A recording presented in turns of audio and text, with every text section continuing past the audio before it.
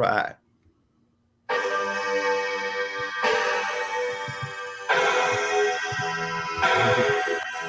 Boom, little MJ for you.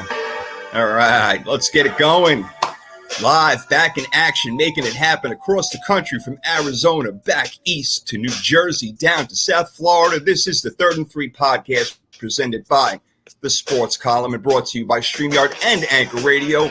Let's bring in the team. Please welcome the First Lady of the Third and Three Sports House, Miss Tricky Nikki Giss. What's happening, girl? Hi, guys. How are you? Missed you guys. I feel like we didn't talk a lot this week. I missed you guys. I got a little bit of a head cold going on. So anybody listening, if I randomly mute myself, I'm hacking up a lung. But other than that, I am good to go. That's wonderful. Everybody is so happy to hear that, but I'm sure they all wish you well, Nikki, no doubt. And, of course, a big round of applause for my man, the president of the Third and Three podcast, Mr. Damian, as the real deal is in the house.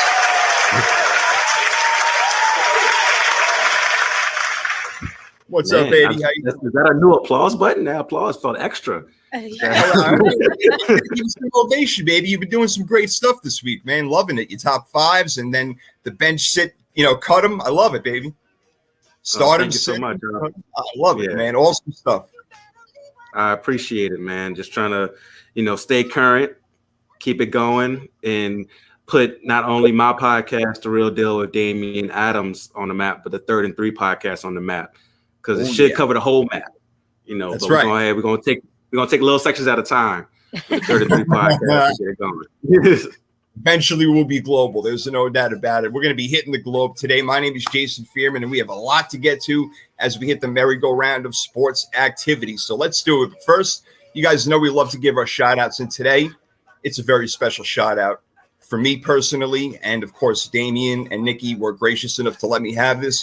It is for my sister and her husband, Todd Christopher, my brother-in-law, have been working for years to get their product off the shelf, and it's been working as of late really, really well. Things are going great. I'm extremely proud of her and her second baby that just joined the world a couple of weeks ago. Her name is River.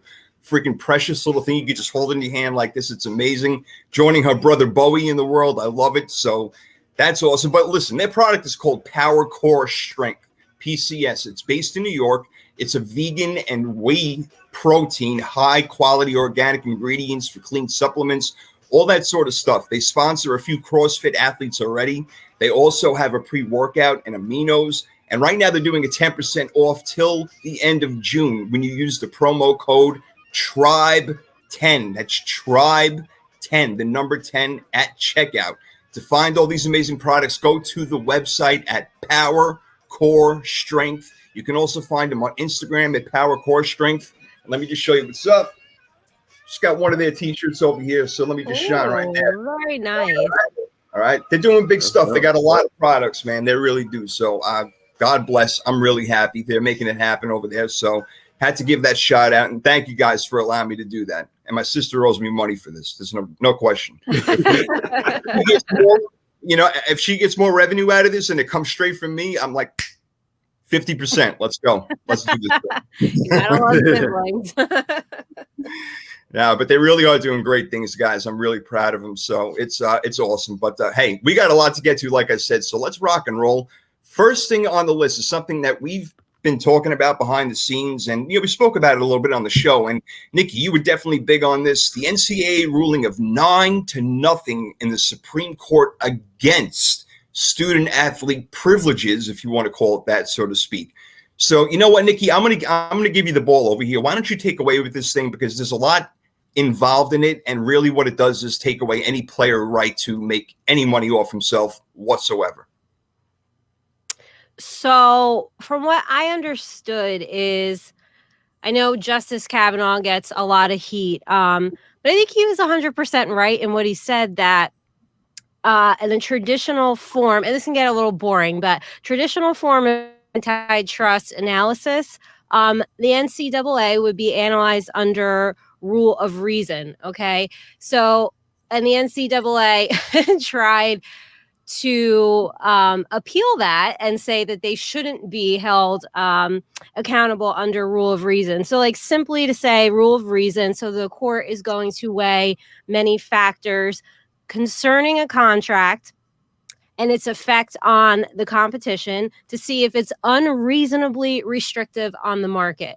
And the only reason I really know this stuff is because my husband's in finance, but his firm deals in antitrust and mergers and companies merging together in deals. So it is at the core, like pretty simple. But what I found funny was the NCAA argued their reasoning to appeal to argue against being held accountable.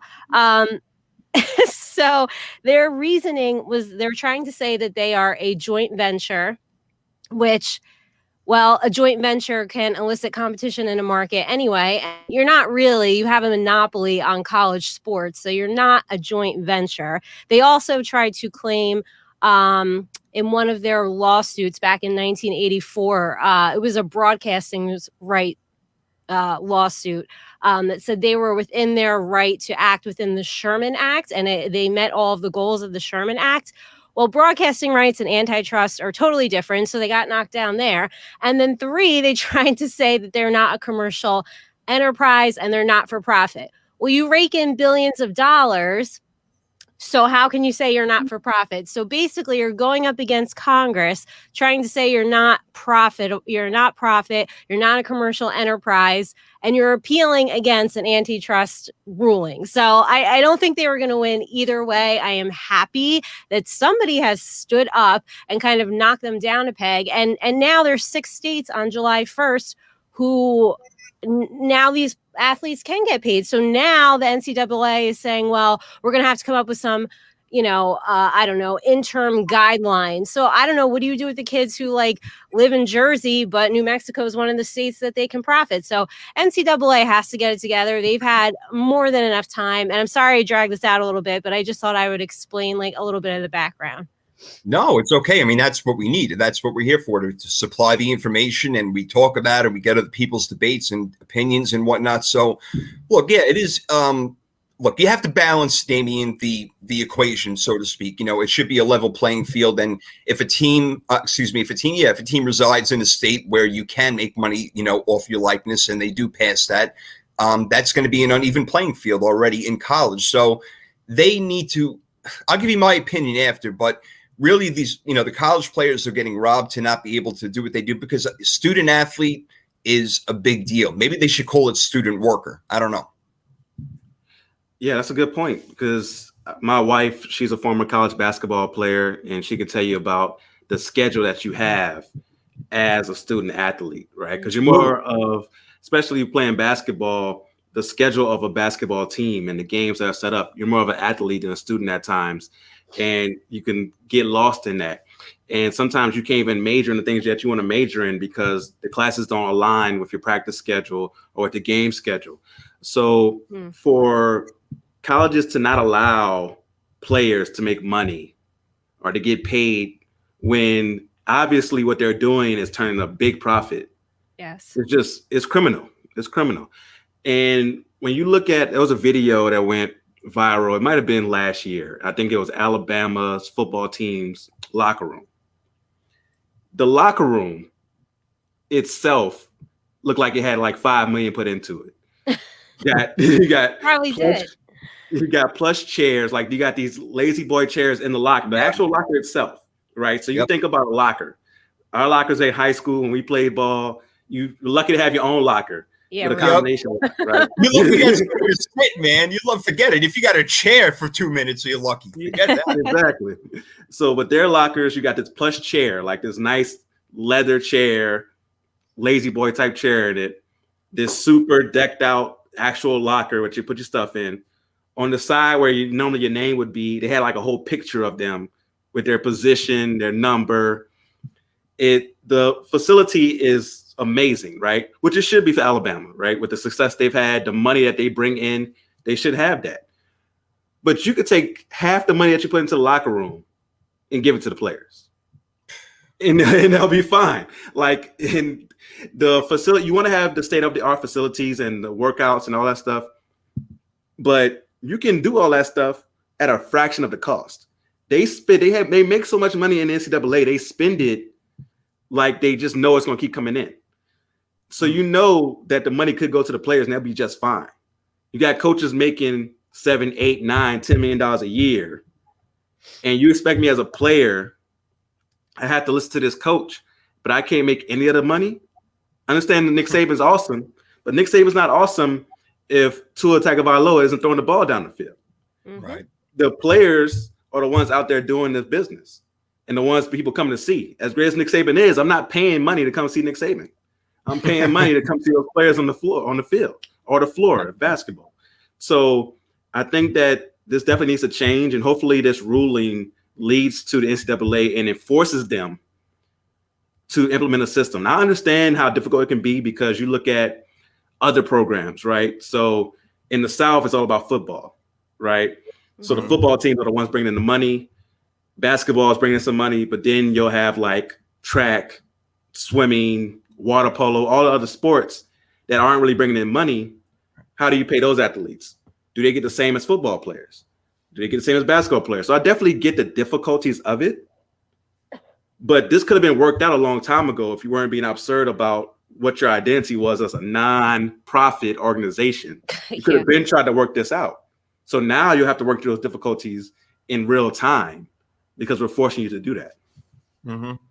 That's really well said by both of you guys. And, you know, I fall somewhere in the middle. It's not like I feel like the school has to pay them, but I definitely believe that they should be giving them privileges, whether it is extra tutoring time or it is a laptop maybe that they can't afford that can help them because they can't always be in class. And again, they have the same responsibilities as every other student, and they have to go to football practice or basketball practice or whatever it is. And that takes up a whole chunk of time. I remember playing, football in high school, and it takes a lot of time. I didn't get home till 7 o'clock, and I'm filthy dirty. I got a shower. I haven't eaten anything yet. And football is my entire life after school. I can only imagine what they're going through.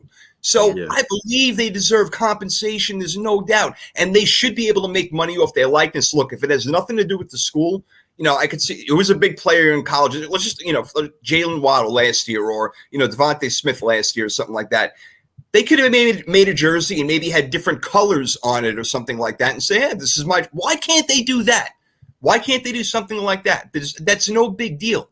So, look, they work hard. They deserve – I'm not saying they deserve more than the regular students, but in a way I am. They put in a lot more work than them, and they do need these extra privileges, so to speak. They really do. So, again, I'm not saying that the school has to pay the players, but I'm saying that they have to give them more resources because of what they are bound to do. And it is ridiculous. Like I said, we're talking about high school, Damien, and what we had to go through. What these guys go through now, and these women, excuse me, also, I don't want to leave them out. They do extremely hard work, and their life is all about that. They got to wake up at 6 o'clock a.m. to go to their class. They're getting 4 hours of sleep because everything is, it's unbelievable. So I'm upset about this. This shouldn't have happened so unanimously. I can't believe it. And I don't know when there's going to be a chance to come and rectify it. And Nikki, you were talking about the states before, and that makes a lot of sense that kids are going to want to go to, whether it's New Mexico, like you said, or Florida or anything like that without state tax or something. So we'll see where this goes, but definitely a really big blow to the players, man. Really big blow. They're not going to be able to do exactly what they wanted. So that's tough. Any final thoughts on this before we move on? Well, July 1st, so the 6 states are Texas, Alabama, Florida, Georgia, Mississippi, and New Mexico. So as of July 1st, those schools, those kids there, they can make money off their name, likeness, celebrity. So the NCAA, like Dee said, I mean, you guys have had so much time to figure this out. And I do think with the ruling, Jay, I do think they are getting some additional benefits, but I think it's resources like educational benefits. So it's not, educational compensation yet. So now we have like certain states doing it. So I don't know how they're going to meet in the middle, but listen, it's above our pay grade, but if anyone could figure it out, I think it could be us. But the point is, listen, you guys have had a long time to figure it out. Please stop trying to say that you're a joint venture because you have a monopoly in college sports. And please stop trying to say you're not profit because you clearly are. These kids are making you money. How much does the men's NCAA tournament bring in? Yeah. I don't know, but like where you don't have that revenue without those kids. Yeah, it's billions. Like the TV contracts alone for the NCAA tournament bring in billions, right? So you think about the gambling that goes along with it, all that money that's circulating, and none of it's going to the student athlete. It's crazy. It's sick. It's really sick. It really is sick. And you guys make, again, amazing points, and we'll see where it goes from here. I'm really not sure what's going to happen. Again, what's going to happen next? It seemed like it was like a really big blow. Jay Bellows is making a really big deal about it on ESPN. So, when he talks, I definitely listen. That man definitely knows what he's talking about. There's no question. So I don't know. He seemed really upset about it. And again, just seems like a really big blow, but something that we're going to have to deal with and get past for now. But really rough for college athletes. So we definitely wanted to spend some time on that again, because it was a Supreme Court ruling. So there you go. Other major news that has come out. Carl Nassib of the Oakland Raiders or the Las Vegas Raiders, wherever the freak they play right now, coming out and saying that he's gay. And guys, I'll just go first on this. When I first heard it, now that I'm 41 years old, I can absorb it more and understand it. And I think it's great.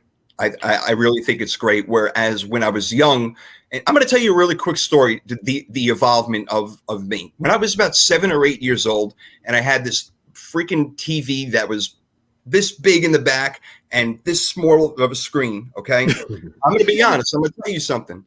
I was watching TV late at night. I had no idea. I had 13 channels. So like whatever, I'm flicking around. And all of a sudden, I see 2 grown men kiss. And I never thought that can happen. I didn't understand that. Then I went through school in elementary school with a kid who we knew was gay. And we didn't treat him any differently, any worse. He was actually a friend of ours, but we knew that when we were young. Going to the development stage where I understand that you're born that way, life choice, whatever it may be, I'm not standing in the way of it, not that I ever did. So I definitely feel that this has got to be a huge weight lifted off his shoulders. And it may, again, open the door for whether it's younger athletes or other pro athletes to come through. It's that tremendous of a thing. Is he the biggest name player? No, but he's a player in the NFL that is come out and he's going to have 52 other guys in the locker room with him. Again, I'm not trying to be funny over here. I'm trying to be dead serious where how are things going to be treated? Hopefully no different. Michael Sam was one that we heard when coming out of college, but now it's an active NFL player, Damian. So, again, I think it's fantastic because I support it. I get it now. I'm 41 years old and I'm with it. So D, you take it from there. Again, I just understand it more now as I've grown throughout the years, and I've come to learn to respect it and understand it more and get behind it. Yeah, I think a lot of men had similar experiences as far as just growing and understanding what it is, right? Mm-hmm. Like for me, growing up, especially growing up in Louisiana, I heard the F word a lot, right? Okay. And it was something that I repeated growing up, right? Because that was the culture of where I was at, right? And then as you get older, you're like, that isn't right. I wouldn't feel good if, someone from the LGBTQ community called me the N-word, just like I shouldn't call them the F word. And you grow up and you learn these things as you go along, and also the stereotypes of it, right? I was one of the guys who was one of the best athletes in our neighborhood. Somebody who, like, I was a pretty good athlete. We would rival and we would race, play basketball, play football. He was gay. And that stereotype was wiped away from him. Like, never did. It's not somebody who's going to be flamboyant. They could be either flamboyant, they could be quiet. They are not just one thing, just like any other group, right? Mm-hmm. And also with this, part of me is like, this is awesome. This is great. Another part of me is like, why is it still a big deal? Why is it a thing where it's like, oh, it's the first active player? It's 2021. It shouldn't be, wow, this is the first player to come out that's active. because Michael Sam was how many years ago now? Like, it's been a while since. Since Michael Sam. So it's something that I think should have already happened. We know that there's no way with the amount of players in the NFL that he's the first gay player. Correct. No way. Yeah. I agree. So this should have been happened. So I'm happy that he's come out. I heard that his jersey is selling well. That's awesome. Mm-hmm. That he's getting this support right away. And hopefully there's no ignorance in the locker room. And there shouldn't be in 2021. There's going to be people with their beliefs, especially people who are extremely religious, that will have their beliefs about it. That just for me, I don't want to judge them and look down upon them. But it shouldn't be that way in 2021, where you have people who use that as a reason to hate on another group. So hopefully he doesn't run into that. But outside of that, I don't feel like he should run into any type of hate in the locker room outside of that type, which hopefully he doesn't. So I'm rooting for him. Hopefully he has a dope season. And hopefully this leads to it not being a big deal, where a player doesn't have to come out. We just find out. Like, we see the player out and TMZ catches him out on a date with his boyfriend. And it's like, oh, so-and-so is out with his boyfriend. It's just like so-and-so out with his girlfriend. Yeah. It's the same thing. So hopefully it leads to that, and it's no longer a big deal. And we see it more in commercials now, and trying to adapt the minds of the Americans, that this is real, and get used to it, because it's a real thing, and there's no reason to hate. Like, there's no reason to hate on any group, in my opinion, and that's a whole nother story that we can get to. But you alluded to the locker room, Nikki.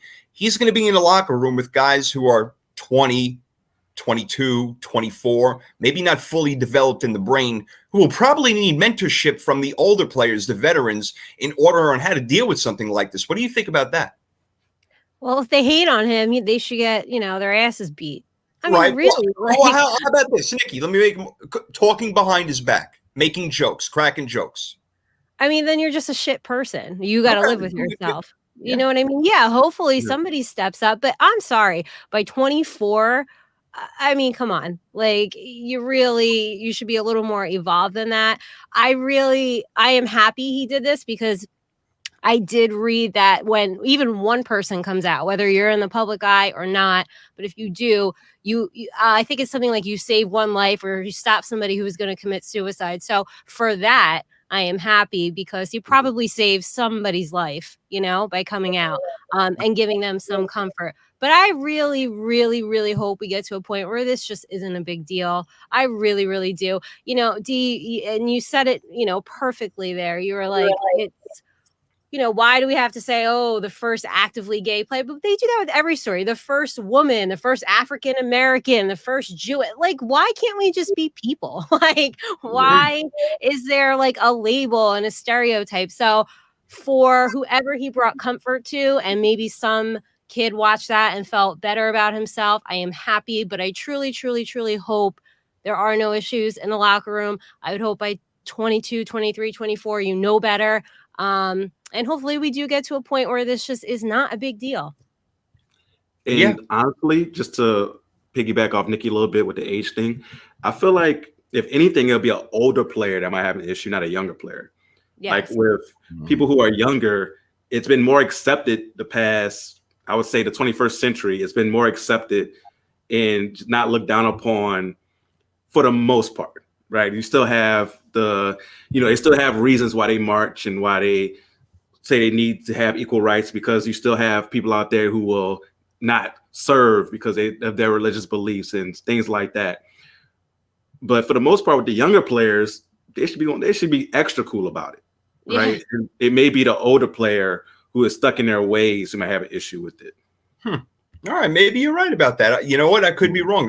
That sounds like a logical thing. Maybe, again, younger, growing up more with it. You see it more in school, obviously, now than you have, back when we were in school, when I was in school back in the 80s and things like that. So, where it was foreign to me when I was young. As you grow up, you learn a lot of things, and there you go. So there you have it. So, let's hope that everybody rallies around him, and let's hope that if there are other gay players in the NFL, and we believe that there are, just statistically speaking, that it'll help them come out, especially if they're on the young side. So let's see. That was very well said by all you guys. I got one more football one, but we're going to save it for after the NBA playoffs real quick. The Suns already up 2-0. There's no Chris Paul. There's no Kawhi Leonard. Quick question on that. I mean, maybe we're seeing it right now, even though the Clippers have been down 0-2 in all their series so far and have come back to win. But is Kawhi more important to his team, or is Chris Paul more important to his team, Damian? And going forward in this series, what do you say? Oh, that's a really good question. I would say Kawhi is more important. I feel dirty saying that because I love Chris Paul. Me too. He's my favorite player. I love him. Yeah. But I would say Kawhi is more important than Chris Paul because of what Kawhi does on both ends. Chris Paul is still a good defender, but Kawhi is the one you put on Devin Booker or Luka Doncic or Donovan Mitchell in the fourth quarter when they're going off. You need them to slow down while also being the guy who can drop 40 points for you.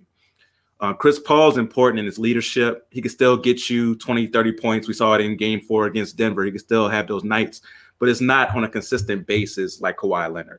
Mm-hmm. And with Paul George, you know that he's special, but he's not a guy who wants to lead. Kawhi Leonard, even though he's quiet, is the leader by his actions, right? Right. So I think because of that, it's Kawhi. Chris Paul can lead without even being there. Like we've heard stories about him texting his brother to yell stuff during the game and stuff like that. So he can lead in that way, and his influence has already been seen on that team. You can see it in the way Cam Payne played last night. You can see it in those ways. So I would say Kawhi but both guys are super important, but I'll say Kawhi is more important to the Clippers. Yeah, right. It's a little tough to balance, but I'm with you. Kawhi, I think that we see it. He's an assassin when he is on his game, but his knee is busted up. I don't know if we'll see him for the rest of the series, the rest of the NBA playoffs for that matter, if the Clippers are able to come back on the Suns. But even without Chris Paul, they seem to play really, really well. And, the games were close. It wasn't like we're talking about blowouts over here. So, we'll see what happens. But, the Suns look really tough. And Paul is coming back, I think, for game 3. Yeah, they announced he's back for game 3. Harder. And Kawhi is like, nowhere to be found right now. His knee is just really busted up. So that's unfortunate for the Clippers, who had a chance to finally get to the NBA Finals. And I'm not saying it's over, but it's over. Yeah, I think it's far from over. Like you said, both games are really winnable. Honestly, the Clippers should have won last night. They should have won last night. Yeah, and with Paul George, he had some great plays down the stretch to keep them in the game and get them the lead, but he's got to make at least one of those free throws. When they have a chance to go by 3 and he misses both of those free throws, he's got to make at least one of those. Yeah, because it changed the whole dynamic. If he makes both of those free throws, now they're down by 3, Phoenix is, you have to set up a play for a 3-pointer instead of setting up that play for the alley-oop for Ayton. Mm-hmm. So, yeah, it's a lot that goes into it, but the Clippers still have a great chance in this series watching both of those games. Yeah, look, and Paul George, maybe he had the yips right there. He's an 86% free throw shooter. So, that guy usually makes it. So something happened there, whatever it is. Maybe he had a Ben Simmons moment. I don't really know. So that went down, and we'll see what happens going forward with that series. But the other one we got to talk about real quick is the Atlanta Hawks making the Eastern Conference Finals. Wow. Off the back of the very small back of Trae Young, but he can really carry a load. And going against the Milwaukee Bucks, a team that, I know that you were high and a lot of us were. And, they beat the Nets. Kevin Durant, his big ass foot was on the line, and they went to overtime. So here they go. The Bucks are favored. I see this going to 7 games. I really do, because I think Atlanta has so much confidence going in right now. They do have a really good team. They're well coached. We know that. So I give them a shot actually to win. But I still think the Bucks will take game 7 at home and win the series. What do you think is going to happen? I've been doubting the Hawks the whole playoffs, and I shouldn't. But my gut is saying that the Bucks are a better team. Yeah. You look at the overall talent, and I also like the matchup of Jrue Holiday guarding Trae Young. Yes. I think with Jrue Holiday, his size, his quickness, just his defensive ability. Yeah. His defensive ability to get around screens and do all those things. And plus, Trae Young, if he does get inside, You got Giannis. You got Brook Lopez. You got Chris Middleton who can switch on them. They have so many. PJ Tucker, you can put PJ Tucker on him, and he can give him a hard time. They have so many options on defense to go at Trae Young. Kevin Huerter, who looks a lot like Michael Bolton, who we've been seeing. There's been some hilarious memes after he had that big game in Game 7 against Philly. So I got the Bucks in 5, but I think it's going to be a close 5, though. I think it's going to be a very competitive 5, but I got the Bucks in 5. All right, they definitely are they're the favorite, and look, they've been trying to get. Look, you got 2-time MVP Giannis over there and Defensive Player of the Year. You expect them to get to the finals at some point, and not only that, but just win. And we'll see, because it looks like it's going to be Phoenix, and that's going to be a tough team to beat with a healthy Chris Paul out there. So we'll see, guys. I said I had one more NFL question for you in neighborhood news, and then we're going to move along to applause and tomatoes. But we heard Tom Brady give us some action over here, give us something to talk about and figure out. And he said to one team, you're going to stick with that, mother bleeper? That's what he said. All right. And it came on The Shop, a show that is free. I love The Shop. It's great on Uninterrupted. I watched the one with Jay-Z last. It was just excellent. They had Chiney Abumakin's sister. I keep forgetting her first name. Neki? Yes, thank you. Exactly. So it's great. So I can't wait to see who he's talking about. I can't wait to hear who you guys think he's talking about. I went through it. I piled through everything and thinking about, could it be Jimmy Garoppolo? It definitely wasn't Drew Brees. Was it, somewhere, was it Tennessee? Was it, I'm not sure. But then I thought about Chicago, and that was one of the teams we wanted to go to. And if he's going to call anybody a mother bleeper, probably Mitchell Trubisky. Like, you're going to stick with that guy. And the word saying stick means that you probably had him for at least a couple of years, and you're going to see what goes on. Because let's not forget, Trubisky started last year, and then they had that kerfuffle going on, and then he ended up starting in the playoffs in the last few games and everything. So apparently they did want to stick with him. So I'm thinking he's talking about Mitchell Trubisky. But, dude, Damian, I can't wait to see and hear exactly everything and probably just laugh along with it. Who do you think he's talking about? That makes a lot of sense. That's a very good theory. I don't know all the teams that were up for Tom Brady's services. I know that the Saints could have had him if Drew Brees would have retired 1 year earlier. He definitely would have considered the Saints with the Saints roster. I could tell you this, Steve. I know Chicago, Tampa Bay, and the Chargers were the 3 top ones, and I think the 49ers may have been somewhere in the mix. Okay. So, yeah, I could see him saying that about Jimmy G, especially with their history. I could definitely see him saying that about Jimmy G. Yeah. They're saying that. I think he has too much respect for Phillip Rivers to say that, even though he may have hinted at that with Phillip Rivers, because at that point, Phillip Rivers seemed a little wash. So maybe, but I think he probably has too much respect for Rivers to do that. So, yeah, Mitchell Trubisky, if Chicago is really like, we're going to stick with Trubisky and not bring in Tom Brady, I could definitely see him saying that. So he's only going to go to teams who had good rosters around the QB position and just needed that position to be solidified to go forward. So thinking about the year before last and the teams he could have went to, that definitely makes the most sense. But also Jimmy G, I can see him saying, really? Yeah. I hear that, but on the other hand, I think about how was their relationship in New England together? How did it really work out? Were they boys, and would he backstab him, Nikki, and say something like that? Do you agree with Damian that maybe he would say that about Jimmy G, or do you think that they could have been boys and he wouldn't go there? I do not think they were boys by any means. I 100% think Tom Brady would say something like that about Jimmy G. If I remember correctly, I believe he wanted to go to San Fran and they passed on him. The only other team I could think of that was interested was the Raiders, so maybe it was Carr, but I think it's Jimmy G. I think there's a little bit of bad blood there. He got Jimmy G kicked out of New England. I don't think they're boys at all whatsoever. Nope. Okay. All right. I mean, look, Tom Brady wasn't letting him have his job. That was for sure. So they boosted Jimmy G off to the 49ers. So maybe you're right. They are not boys. Listen, a woman can spot catty bitches.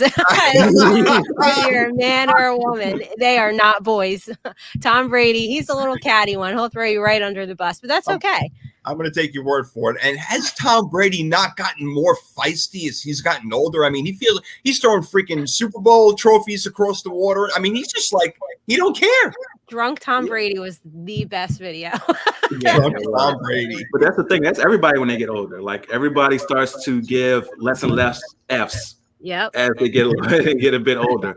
And I think that Tom Brady is getting to that stage. We forget about it because he's in the NFL, but he's closer to 50 than he is to 40 now. So when you think about that, he's getting to that stage where he's not going to give an F anymore.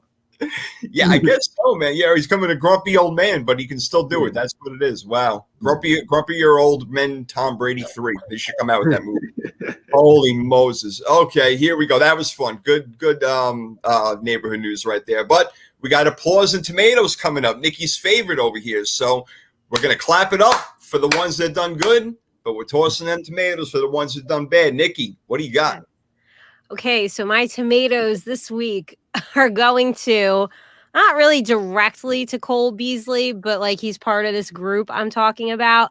So Cole Beasley, any other athletes or football players out there, or really like a bunch of people that I work with, or anybody who wants to tell me the vaccine has like a microchip in it, or like, why did I get it? And now I'm being followed and I have like 5G connection. Like, all right, the microchip is in your friggin' phone. All right. Like that's what's tracking you. That's true. But these athletes, like, listen, I'm not throwing tomatoes at if a private company wants to mandate their employees get it, fine, whatever.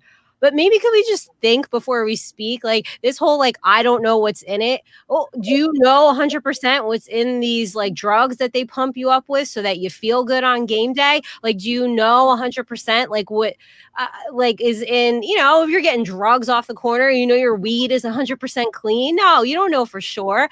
And then for him to talk about long-term health, dude, you play football. Your chances of CTE, like long-term health, is a vaccine. My God, like I'm just so sick of it. So maybe since you're in the public eye, maybe we could say something like, I would like to get some additional information. I would like to talk to my doctor a little bit more. But to be like, I don't know what's in it. And then these stupid people I work with, like, oh, you're a good tracking device. You don't know what's in it. Hey, you know what? Why don't you go to your pantry, open it up, and read all the ingredients off all the junk food crap that you eat and tell me if you can pronounce those words and what's exactly in those Oreo cookies that you're eating. Because I guarantee you that'll kill you faster than the vaccine. So please, people, just think before you speak. Let's have a little bit of intelligence. Let's not be so ignorant. And please, football players, do not tell me you're worried about your long-term health when you get smashed in the head for a living.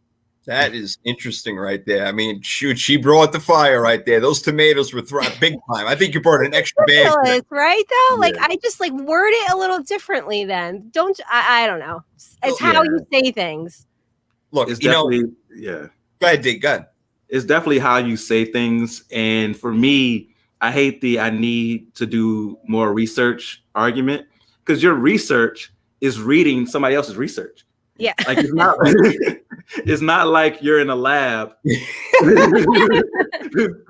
putting it together and seeing what's going on. You're just reading what somebody else said. So on Facebook, probably. Yeah, that's the thing. Like, are you even reading the legit articles, right? And I get if you have concerns, right? Because it is something that came along quickly. It's something new. So I give you have concerns, right? But for me, the concern is catching it again. Like, I had it. It sucked. Oh. So the thing is, for me, is like, the concern is not getting it again. I'd rather have this vaccine, which I've seen now millions of people take. Yep. I'd rather get that than have it again. Yeah. Or have the chance of passing to somebody else. And like you said, if you are the person saying, I need more research to know what's in it, read a legit article. And if you don't want to get it, just don't let us know first. But then if you do catch it now, we can look at you with the side eye. Like, really? Mm-hmm. You're getting coronavirus now? Yeah, for real. Listen, I'm with you. Look, 100, and we have about 330 people in America, and 150 million of them, have got vaccinated. So we're looking at close to half. And I have been. Do I trust the government and everything? Completely no. But when there's a virus going around and they've been working on a vaccine for an entire year plus or whatever it's been. Yeah, I'm going to trust that. I'm going to go with it. And I still wear a mask where I go, when I go around, just in case, I don't know if I could get it again, but yeah, the way that he said it, he's talking like he's an immortal and I'll die when I die. I mean, that's what are you saying? What's the matter with you? You don't have to be so freaking dramatic. Go take an acting class if you want to freaking be in the movies, bro. Yeah, I'm with you, Nikki. That's not a bad one at all. Not bad at all. I got you. D, what do you got for your tomatoes? So I'm throwing my tomatoes at the referees of last night's game between the Suns and the Clippers. So if you watch the game, the first 46 minutes of it might have took 2 hours and 30 minutes. The last 2 minutes, if that. The last 2 minutes probably took like between 30 and 45 minutes. It was so many different reviews that happened. And for me, this is my biggest thing.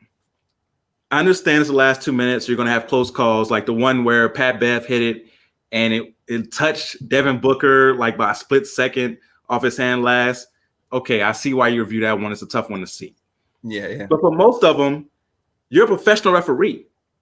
So when you see something, trust it. Just because the player goes like this doesn't mean you have to review it. Stand your ground and say, I saw it go off your foot. I was right here. I'm 5 feet away. I saw it go off your foot. We're not reviewing it. Play ball. And because of all the reviews, people are getting extra time out. So the Suns, the only reason they got to draw up that play for the game winner with Ayton is because of an unnecessary review. The review that we're doing was very unnecessary. It gets an extra timeout. Monty Williams, being a great coach that he is, draws up that great play, and now you have a game winner. Mm-hmm. If they don't get that timeout, the whole play is run differently. They probably don't think to do that just as players because you're tired as a player. So you're not thinking, let's draw up this play ourselves because you're fatigued. That's why you have the coach there to let you know what to do in those situations. So I need the referees to stand their ground, do less reviews. And when they do a review, they should make sure that the players stay on the court and are not by the coaches getting extra time out, getting draw plays, have extra strategy, because now the review is giving an unfair advantage to the offense because now they get to draw up a play in a situation where they normally would not be able to. So I'm throwing my tomatoes at the referees for the unnecessary reviews that they did last night, breaking up the flow. It's a great game, and now we're stopping every 2 seconds for you to check the monitor on a play that you saw right in front of you, like you saw it. Say that you saw it. We're not going to review. Play ball. Hold your ground. You're a professional referee, just like they're professional players. That's right. That's right. And you know what? You bring up a great point. Look, that was a great point in itself, but also the fact that, it's like you're giving the team an extra timeout. They can draw up a play. They should be standing under the basket. If they want to converse amongst themselves, that's a different story. But you shouldn't be able to coach in that moment during a review because it's like an extra timeout. These players get to rest, which I'm sure they love. I'm sure they love these reviews because they get they get that extra 2 minutes of like, okay, I can go back out there now. Let me get some Gatorade, pump up my Reeboks, and let's get this stuff going. So I'm with you, man. But look, the last minute of the game cannot take a half hour. That is absolutely insane. That is NFL-esque, and we cannot have it. So I am with you all the way, bro. Really, I'm with you. Did you say pump up your Reeboks? Yeah, I did. I did. That's how old school I am. I told you.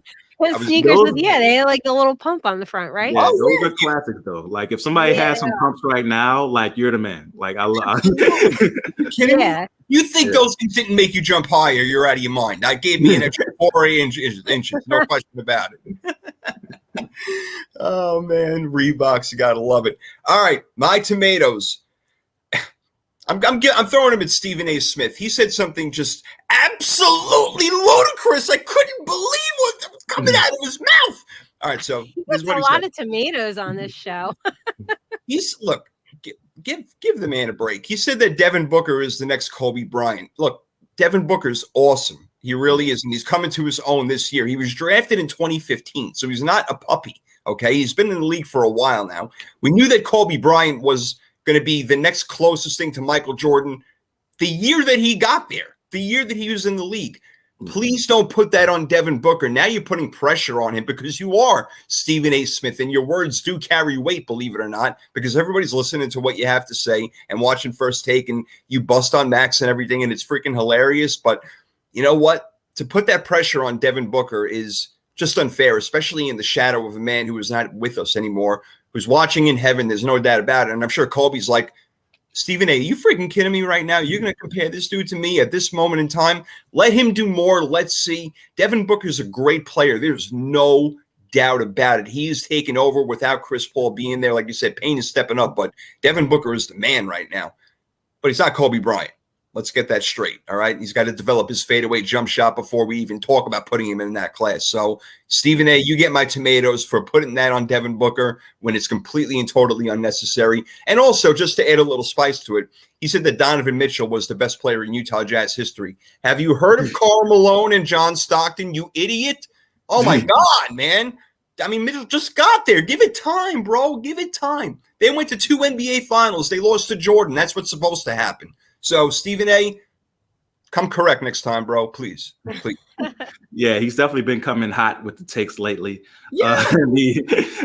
Yeah, but you're right. To compare Devin Booker to Kobe is unfair to Devin Booker. It is. Let Devin Booker be Devin Booker. Now, I do like player comparisons because it gives you kind of just a prototype to see what that player can be. Like with Donovan Mitchell, some people say he's the evolved version of Dwayne Wade, right? If Dwayne Wade was in his prime today, he would be Donovan Mitchell with the better jump shot and the explosiveness to add to it. So for me, I like the player comparisons if it makes sense. Yeah. Devin Booker, for me, he has some Kobe elements because he's better in the post than people give him credit for. That's true. Mid-range jumper. But Kobe also was an all-time great defender. Yes. Devin Booker is somebody who, if you watch these games, they're trying to search out Devin Booker to go against him on defense. They never did that to Kobe in his prime. So that's something that you have to keep in mind as well. You have to take up both sides of the court when talking about basketball. Yes. So I would have to actually think about who Devin Booker would compare to. For me, you might like this comparison. Allen Houston is somebody who I kind of like with the way he shoots the ball, the smoothness of it. You know, they call Allen Houston H2O because his shot was water. I like that type of comparison, somebody like that. I think he's better than Allen Houston overall, but I think that type of style is somebody who Devin Booker reminds me of more. He may remind me of a shorter Penny Hardaway. I don't know. What do you think of that comparison? Okay, yeah, Penny for me, it's so hard to compare Penny to anybody because Penny was 6'7". He was so unique. Yeah, he was a very unique player. But yeah, I can see that one as well, but I don't see Kobe. No, yeah, exactly. We can agree on that. There you go. Yeah. We can agree on that, no doubt. Well, I'm going to wrap up my applause. I do that. We got snake drafted over here. So my applause is really quick, and it is a homeboy call over here. Jacob deGrom of the New York Mets has an ERA of .50. And just to explain that to people who don't understand baseball, he's giving up a half a run per 9 innings. That is stupid. This guy strikes out everybody. There is nothing above the knees. He gets people, whether it's a 100-mile-per-hour fastball or a 92-mile-per-hour slider or a changeup that goes 86. These guys can't hit him. They're freaking out before they get into the batter's box because they know they got no shots. So he's already beaten them. And I love also the fact that I talked about last week, the illegal substances for the pitchers that were coming in from like North Carolina or something like that, all these rumors that pitchers were using. So they're checking pitchers now all the time. And they did it to Max Scherzer last night, yada, yada. But they did check Jacob deGrom a few times, and there was nothing there. And he just laughed at them like, I don't need a substance. I am so freaking good. I'm going to strike out everybody, including your family. So stop freaking checking me. The guy is absolutely amazing. 0.5 ERA. And really, guys, they're talking about this as maybe the best season that a pitcher has ever had. So it's remarkable what he's doing. I know there's not a whole lot of baseball fans out there as much anymore, but if you still love it and you love pitching, this guy's absolutely killing it. Want to say what's up to Shane Miller over there, and D Book reminds him of Brandon Roy.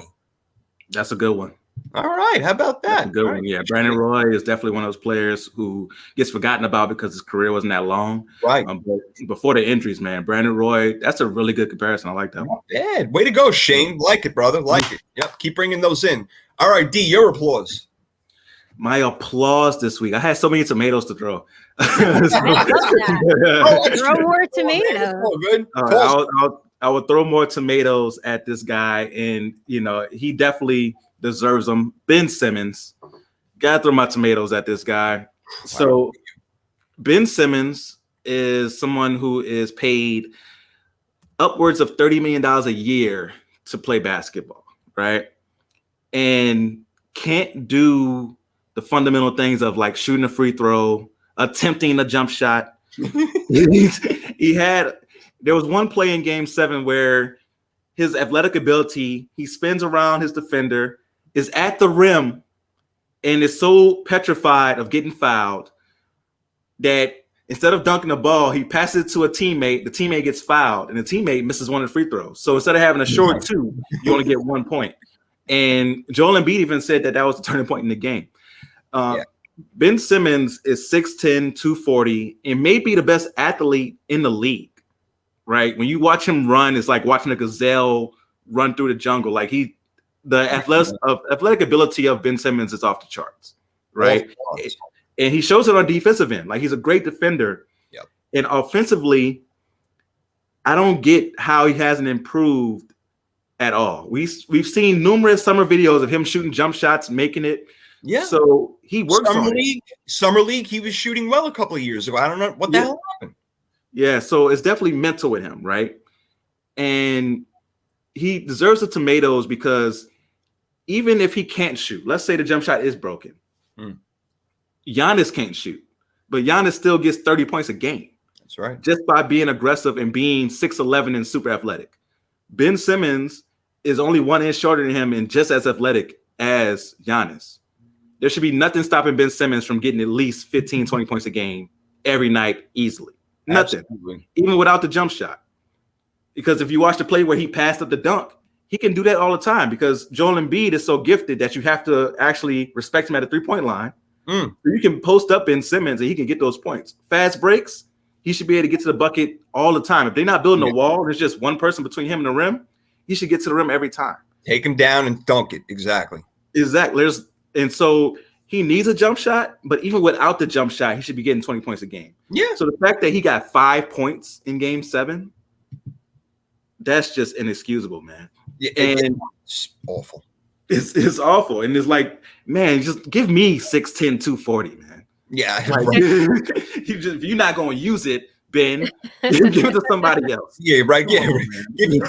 That's the thing. He's so talented. He makes the All-Star team. He's so talented that despite the fact that he can't shoot a jumper or a free throw, he's still able to be an All-Star because his skills are off the charts. You're 100% right. He is one of the best athletes in the game, but it's broken in Philly right now. I think that's done. He needs to revamp himself. And let me see what Shane's got to say. Shane Miller over here is saying the Sixers need to move on from Simmons.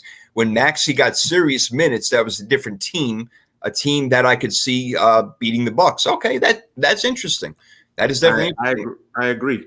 Like with Ben, if he's not going to shoot the ball, you have a gifted player in Joel Embiid. He's the Hakeem of our generation, right? He's somebody on the inside, can do everything. Shoot the mid-range, shoot the 3. In the post, he's way too big for everybody, along with the skill.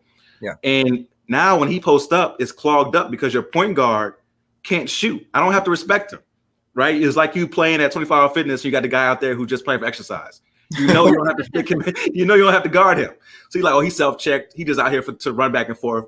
I won't guard him. I'll float around. And now the best player on the team is stuck trying to get around 2 people because if one person out there is just a non-factor. So you're playing 4-on-5 on offense because of Ben Simmons. Yeah. So now Ben may need a different place, a change of scenery where he's the guy, right? And if you just put shooters around him, maybe he's the guy who can be like a Magic Johnson type where he can post up as the point guard and use the post as the way to operate the offense. I think that would be something that he can succeed in. And maybe just a different place will change him mentally as well. So I definitely agree with Shane as well on that. Yeah, you see, the thing for me is I just don't think that he should play point guard. that maybe he should play point forward or power forward for that matter. The guy's 6'10". Maybe he's just not in the right position. Play him more in the post or whatever and let him learn those turnarounds, whether he's using his right hand or left hand. That's another thing, D. This guy's a lefty, and he's always finishing at the hoop with his right hand, and I cannot figure that out for the life of me. I think because people have said he shoots with the wrong hand. So I think that's I don't know if he's actually right-handed. Or actually, I don't know which hand he is, because even when he was at LSU, I was super excited. I'm an LSU guy. I'm super excited when he got there. And you saw the gifts athletically, but you had the same things where he wouldn't shoot. And teams were like, okay, he's not going to shoot. Right. He's going to pack the paint. And LSU didn't even make the tournament that year. So I think that was definitely a sign of things to come with him. People kind of ignored it because they were like, okay, he didn't want to go to college in the first place. So he ignored it and say that he didn't really show effort that year, which I got. But he definitely has not lived up to being a number one overall pick. Like, he was picked to be the guy. He hasn't lived up to that. Yes, the process is clearly broken right now. So they're going to have to reprocess this whole thing. No doubt about it. Speaking of process, Nikki, process your applause right now before we get to our next segment. Can't wait to hear it. What do you got? My applause is going to my girl, Britney Spears, who I don't know if you guys are aware or follow her or anything, but I think everybody knows she's been under this conservatorship for I don't know, since she, 2007, right? When everything went down. So today she finally spoke on her own behalf in court. It was this afternoon, Pacific time. So it wasn't that long ago. So if you follow the thread on Twitter, I mean, everything that she came out and said that her family has done to her and has been doing to her is absolutely horrific. She basically said they control every aspect of her life. They drug her up. They won't let her have children. They won't let her get married. Her dad is basically just a giant piece of shit. They all just kind of work her to death and take her money. And she has no say in anything. She can't drive. She can't get in her boyfriend's car. She's not allowed to have any friends. She's in therapy 100 hours a week, and they lie about her. And so and you guys can hear the audio on Twitter. And it is just crazy to hear, she was this pop icon and all this has been going on behind the scenes, and to actually hear her come out and say it, I mean, that was a huge step. So for the Britney army out there, today was historic. So hopefully the judge grants this girl some freedom, because if you kind of read through it and listen to some of the audio recordings of what she said, it is just horrific. I think, it's a little bit of perspective too. Once you hear this, you're not, even me, I'm a big complainer. I can't complain about a bad day ever again, because this poor woman's been through so much. But applause to her for having the courage to get on this call and speak openly to the court and for the entire, public to hear. Nikki, let me ask you a question with this Britney Spears thing, because she was extremely young when she started. I don't know, was she 16 or something like that when she came out with Baby? So does this go all the way back to then with her contract and her parents having control of it? Is that part of it, or is this a brand new thing? No, I think this goes back to 2007, when she had her breakdown and with the kids and everything. And I think I think this has been a 12-year, 13-year conservatorship where they just keep saying she's very ill and she can't function. But, her whole argument is, well, I'm working and you're all making money off of me. So then it came out today, they just ran, they drugged her up on lithium and she couldn't function. So a lot of disturbing things have been going on. So that is very disturbing. Yeah. It's sick. Yeah, I had no idea about that, D. I know it's something I'm going to read up on, to be honest with you. That's a pretty sick story. Yeah, that's awful to hear. You just hope that, she comes through on the other side of it better, Yeah, that's exactly right. Exactly right. She's still young, let good things happen. We don't wish bad on people, that's for sure, unless you're a horrible person or terrorist or something like that. Then just get out of here and leave everybody alone and put the guns away. Unless you're an Eagle or a Cowboy, we don't wish bad. Yeah. The city of Philadelphia, All right, hey, let's get into our next one. Now, player. This one is really interesting. We've never done anything like this before, and it is Nikki's brainchild over here. Top items to bring to a party or that you want at a party. So you can either bring the item, whatever it may be, or you want to have whatever it is there at the party. So I went into house party mode, obviously, guys, and I put myself back in, like my late teens and early 20s and, what did I want to see there and everything like that. So this is going to be a lot of fun. I can't wait. I'll give you my first one, number 4. All right, we're all going to do 4 of them. But here's what I would bring, and here's why. I would bring a karaoke machine. And the reason being is because when you just have a whole bunch of drunk people all over the place and they're having fun, that karaoke machine is going to bust out laughs like you've never heard in your entire life. I can picture the movie Ted, and where you're saying, like, you can sing every 90s song with A-I-O-U. So I can just imagine what these people would do. So a karaoke machine would be fantastic because it's going to be used and that people are going to make a fool of themselves. So there are ultimate laughs happening no matter what with a karaoke machine. That's why it's my number 4, D. That's a really good number 4. That definitely brings the party, make it lit, as young people would say. I probably dated myself. Probably haven't said that anymore. Have you guys ever done karaoke? I have. Yeah, I definitely you have? You haven't? Yeah. No, you couldn't pay me $1 million to do that. No way. We gotta get you drunk one day, and we gotta go do this. Yep, that's it. Do karaoke. That's it. Do karaoke and make me watch a movie. Yeah, definitely. That's what we're gonna do. So you guys did it drunk or sober? So I did it drunk, and I've done it sober. So I was sober. I was in the Navy, and we were on deployment. So of course, we couldn't drink until we got to port. So like we were just one day, just super bored, and everybody was like, "Oh, we're gonna go to the cafeteria," and they're doing something. The next thing I knew, they had everything set up for the karaoke. So I did "My Prerogative" by Bobby Brown. Oh yeah, yes, nice. Yeah, we had a good time, and I've done it drunk like maybe 3 or 4 times. And my go-to is either that one or "My Girl" by Temptations is a good one that I do, and "Sweet Lady" by Tyrese is another one that I could do pretty well. So those are my go-tos. Wow. Smooth. Look at you. Yeah. No wonder you got the beautiful wife that you have. You are smooth. Yeah. Now I get it. I love it. Yeah, I try. I'm glad that she didn't actually expect me to sound good. That's all. But yeah, we're already bringing the laughter with the karaoke machine. We haven't even got to the damn party yet. That's why it's my number 4. There you go. Exactly. What's your go-to song, Jason? You know what? I'm a Billy Joel guy, so I always go with Billy Joel, whether it's Piano Man or I'll go with Come Out Virginia. Don't let me wait. The Catholic girls start much too late. But sooner or later. All right, so I'll stop right there. But it's a lot of fun. It's a lot of fun. It is absolutely awesome karaoke. So, Nikki, please come out of your shell and try it. It's awesome. Definitely. You should try it. Now, for my number 4, before you get to the karaoke, before everybody gets drunk, you should play some games, right? Bring some cards, dominoes. Oh, yeah. Bring like whatever your favorite board game is. Like a great party game is called Left, Right, Center. I don't know if you guys ever played that. Yeah. So you have like a party. Yeah, I've never played dominoes. I don't know what Left, Right, Center. Dominoes is a great game.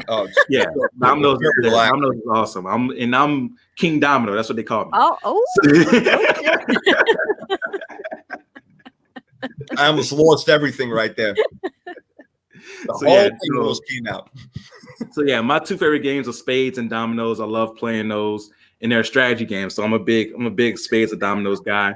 But there's another one called like Monopoly Deal. Me and my wife go back and forth playing Monopoly Deal. So it's like a card game for Monopoly where you're trying to collect all the like 3 sets of properties, but you could do different things to mess each other up. And we go back and forth with that, and it's so fun.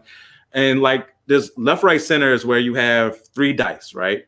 One is, and they all have left, right, and center on them, and you have $5 in your hand. So if you roll and you get like, there's one that's like a dot, that means you keep the $1, and then there's left, right, and center. So if you roll all 3 dice go left, you gotta give $3 to the person on your left. To the right, and then if you get the dots, you get to keep the dollars. You do that until everybody is out of money. Yep. And it's a really fun game. It is. And My wife won like $70 at a party one time when we were playing. We had like a good amount of people. So if you have like 10 people, it's definitely a really fun game to play. It gets really competitive, even though it's pure luck. It gets really competitive. That's a really good one to play. Cards Against Humanity is a funny one. I love that game. Yeah, that's a Maybe really funny we should one to just play. do a show like playing like a game one day, like Never Have I Ever or Cards Against Humanity. I am down. I'm definitely down to do that. So yeah, I'm a big game night person. I think that makes a party really fun. So that'll be my thing to bring is the games. No doubt. Hell yeah, man. Bring Twister too. That'll just liven up the party. No question.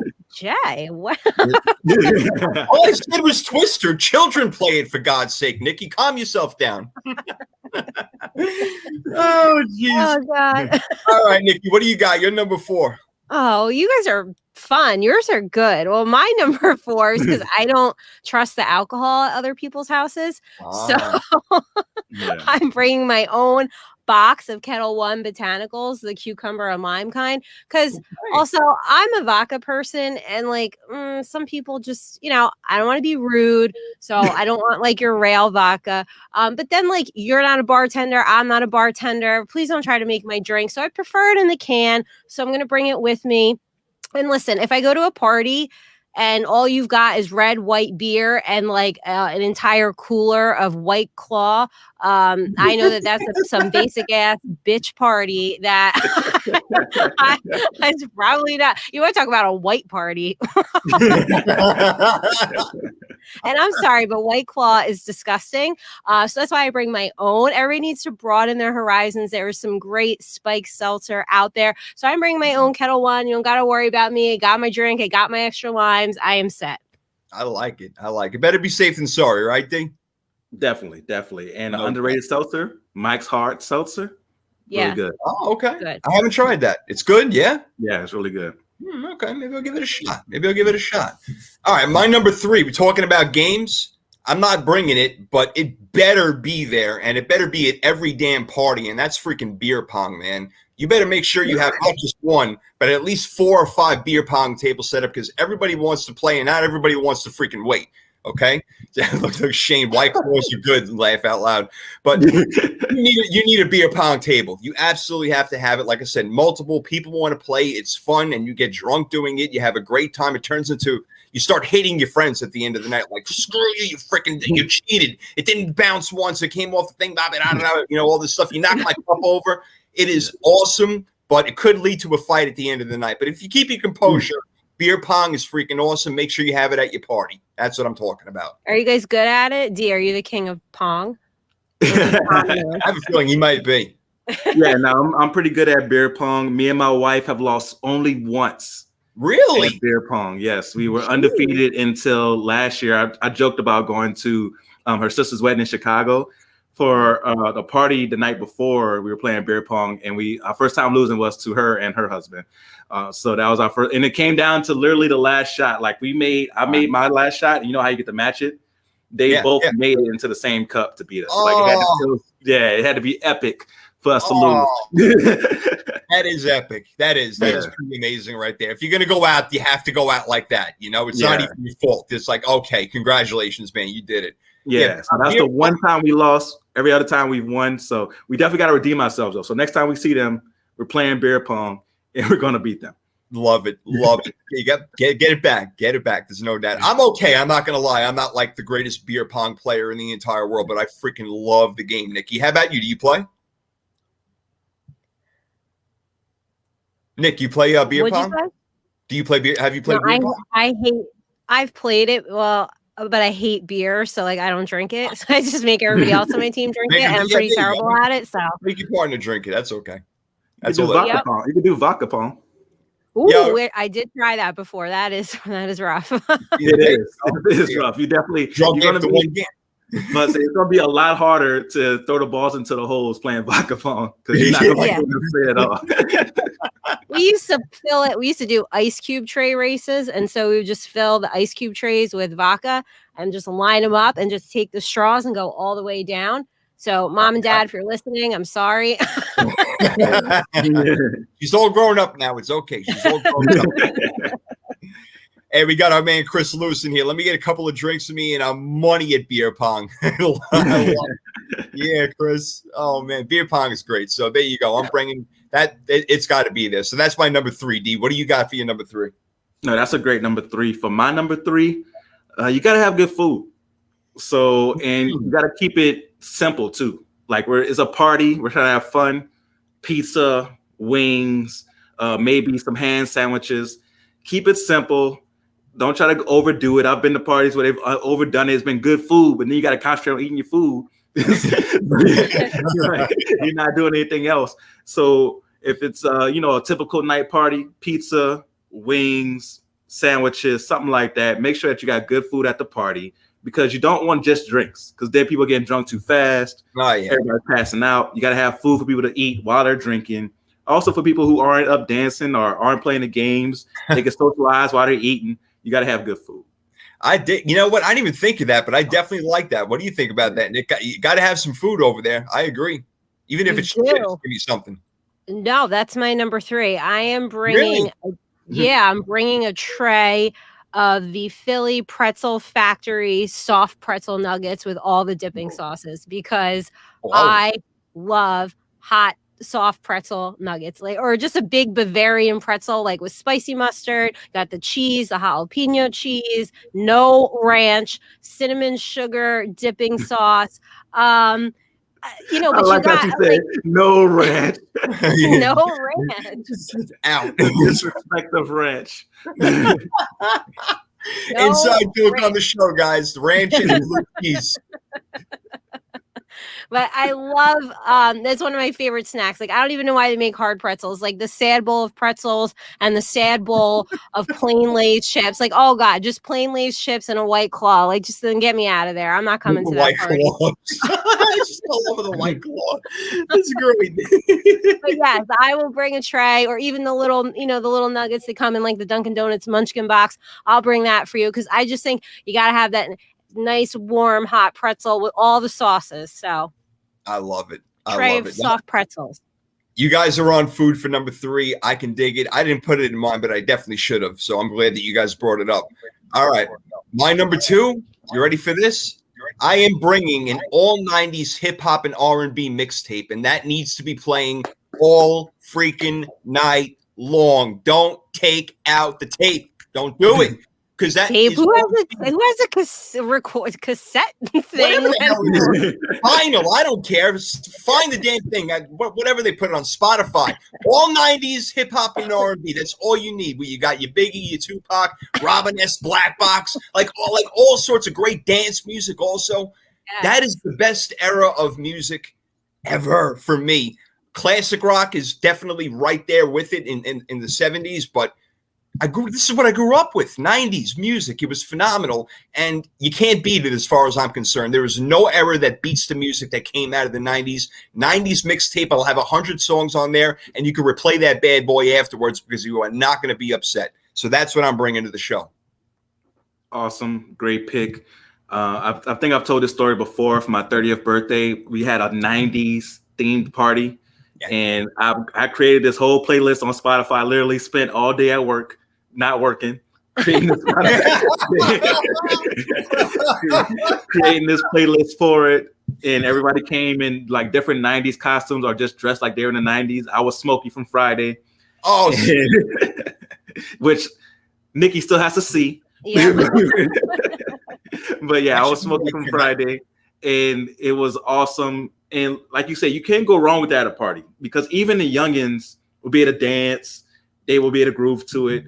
So 90s hip hop and R&B is perfect for any party. Everybody will, if Biggie comes on, everybody will dance to it. If even like Ice Baby comes on, everybody stops and dances to it. Like, it's perfect for any function. So I'm definitely with you on your number 2 there. Thank you. I feel good about it, because that's exactly what's happening, man. I am bringing that tape, Nikki. There's no question about it. I love how you said keep the tape in and pump up your Reeboks already. Yeah, that's so damn old school. That tape, I haven't seen one of those since the VCR. Jesus Christmas.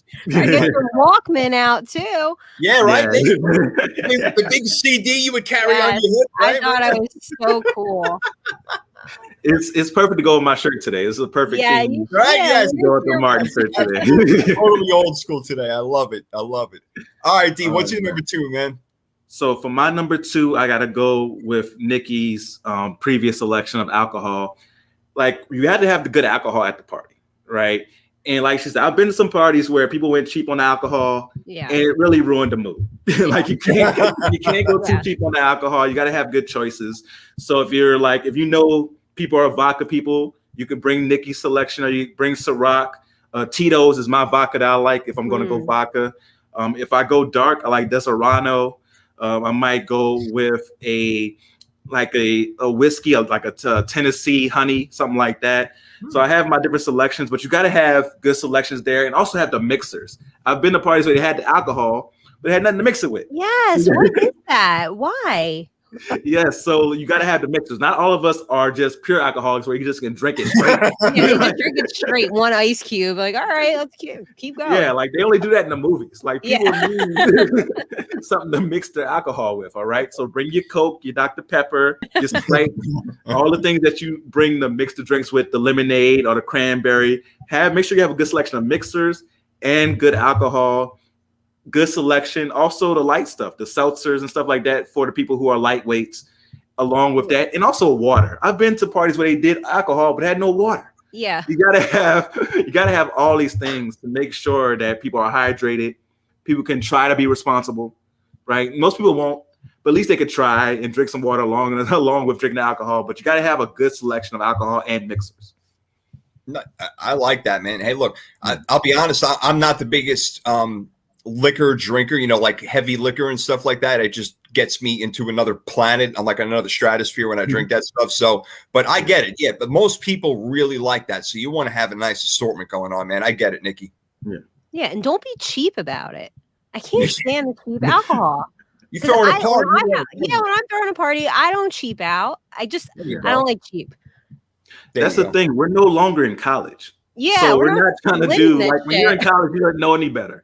So you would do the plastic bottle of vodka, not knowing the reason it's plastic. Right. I felt that hangover as you said it.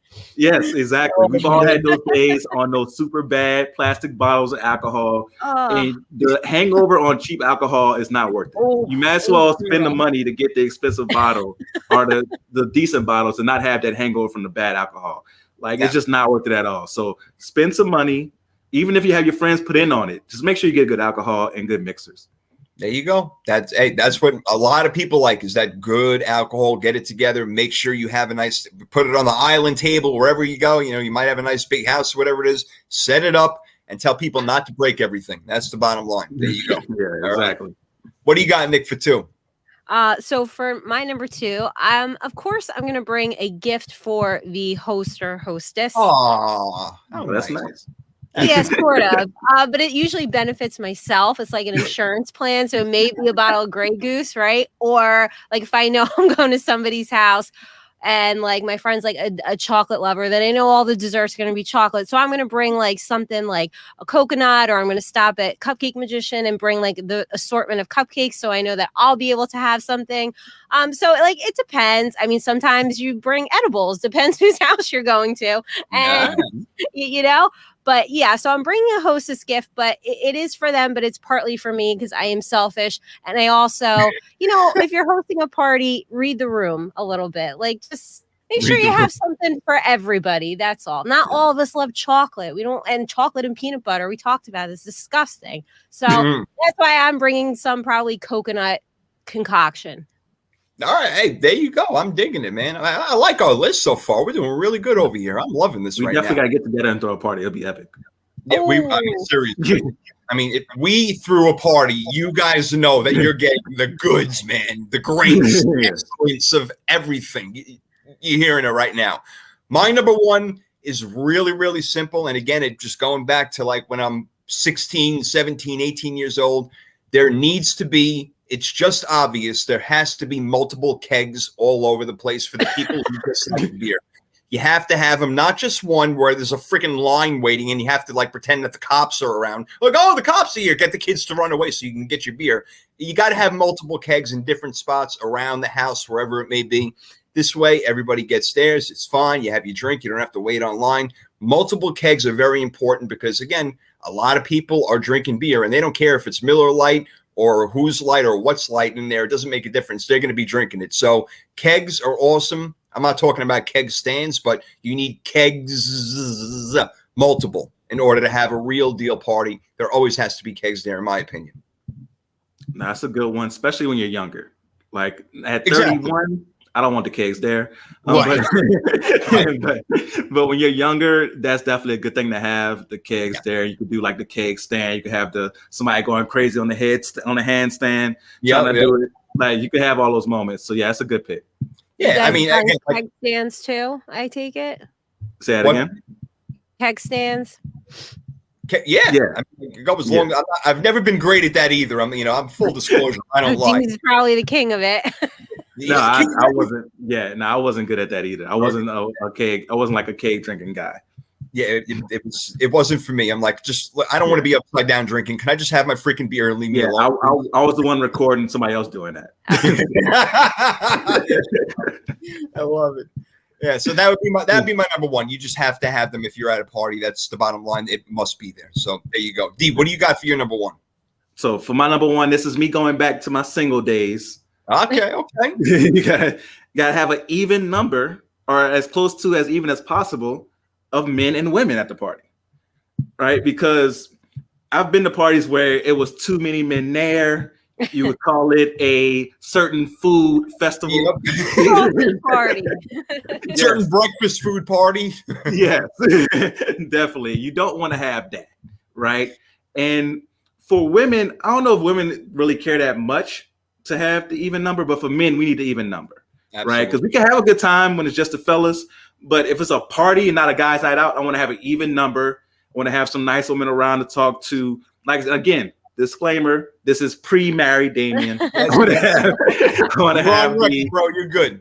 Yeah. I want to have the women to talk to and just have the women to dance with. Like, because if you got mostly men there and you're playing a good song, now you can't dance. You just gotta sit there in the corner and shrug your shoulders because you can't go out there and dance like you want to. So you gotta have a good even number, or as close to even as possible, of men and women at the party. I think that's absolutely 100% exactly what I would want. That could be my number one because that makes sense. Yeah, you don't want to go where there's too many guys. Yeah, it's great to hang out with your friends and all, but if you're going to a party, you expect there to be the opposite gender and everything like that, and an equal amount, and that's what you hope for. And sometimes it didn't turn out that way, but when it did turn out that way, those were the better parties, man. So I like your number one a lot. Thank you. I don't know how Nikki feels about it being the female, but let's hear her number one. Well, I'll tell you, women don't care. Like, they really don't. They don't care if you guys are there. Yeah, they don't need us there because when they're in the club, they're usually just dancing with themselves, and we bother them. Exactly. So, you're hoping you're hoping your girls don't get lost and that they show up and nobody's like thrown up in the bathroom. Like we don't care about the ratio. Oh, sometimes, yeah, just on like a safety note, but generally no. We're just there to dance with each other and have fun. And then some guy comes up on you and you're like, oh man, here. Or sometimes you're like, oh man, that's what you're. Yeah, but then they're like, so they do that. Then they think they could buy you a drink and then hang around you all night. Like, no, man, take $5 and go. Like, please. Now you gotta get the number and go. Like that's the move. You gotta get the number and then play it cool and act like you're gonna talk to somebody else. That's what you gotta do. I used to use a Will Smith line. Yo, baby, hurry up and give me your phone number before I don't want it anymore. I mean, when I heard him say that on Fresh Prince, I laughed for about 4.5 weeks, man. It was one of the funniest things I ever heard in my life. Hurry up, baby. Give me your number before I don't want it no more. Does that work? And it actually did one time. So I will save that story for off the air. Oh, my God. Nikki, what's the number one for you? So my number one, like you, Jay, I'm not bringing a mixtape, but I am bringing my Spotify playlists that have been – listen, I got some good playlists. They have been expertly curated. And I often do have, friends or before, party, they'll ask me, oh, Nick, can you put together a playlist? Because listen, sometimes the music gets like bad wedding bad. Like people are singing Sweet Caroline. Like I can't. Like, so the music's got to be on point. At some point, you got to switch it up. So let me bring my playlist. There's good music on there. And it's got to be food and music, and the alcohol, but like food and music and everything else can come together. That's kind of what we crunch it down to. You know, you got to have obviously food, you got to have music, you know, and look, you got to have a good ratio, man. I'm with you. Ratio. You got to have the right ratio over there, you know, and even if there's more women, that would be the magical day when we went to a party. It's like, oh my God, there's actually more women here than men. It's amazing. Very rarely ever happens. It's a pipe dream. But, oh man, that was fun. Did we catch an unpopular opinion there, though? Did we catch that she doesn't like Sweet Caroline? I don't like Sweet Caroline. What's wrong with you? A lot. You not like Come On Eileen either? No, I hate that song. Oh my God. Like, I just hate it. I hate when I'm at a wedding and it comes on and I'm just like, These are the cringe. drunk party songs. These are drunk party songs. You have to love them. And they're terrible. Oh boy, Nick, we got to talk. We have.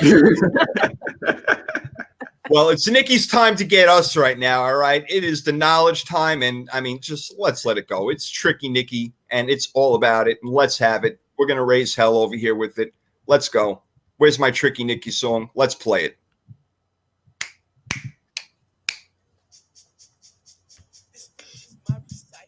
I think it's very vital to rock around. That's right. On top. It's tricky. It's here we go. It's tricky to rock around. To rock around. That's right. On time. It's tricky. It's tricky. Tricky. It's tricky to rock around. Yeah. To rock around. That's right. On time. It's tricky. Woohoo! All right. Oh yeah, D. Love it. It is Knowledge with Nikki time, the best part of the show. Here we go. This is where she destroys us, but we take it and we love it. Nikki, what are we doing this week? Okay, so you guys, the first day of summer was like 2 days ago, I think, or 3 days ago. And nothing makes me think of summer more than the Jersey Shore. So let's do some Jersey Shore trivia. Wow, I'm about to get all these wrong. I'm in trouble, man. I'm gonna have to go in the memory bank over here. All right. Who went first? D, you went first last time. Yeah, Jay, you're up. Okay. Yeah, boy. Here it comes. Okay, Jay, number one. How many boardwalks are in New Jersey?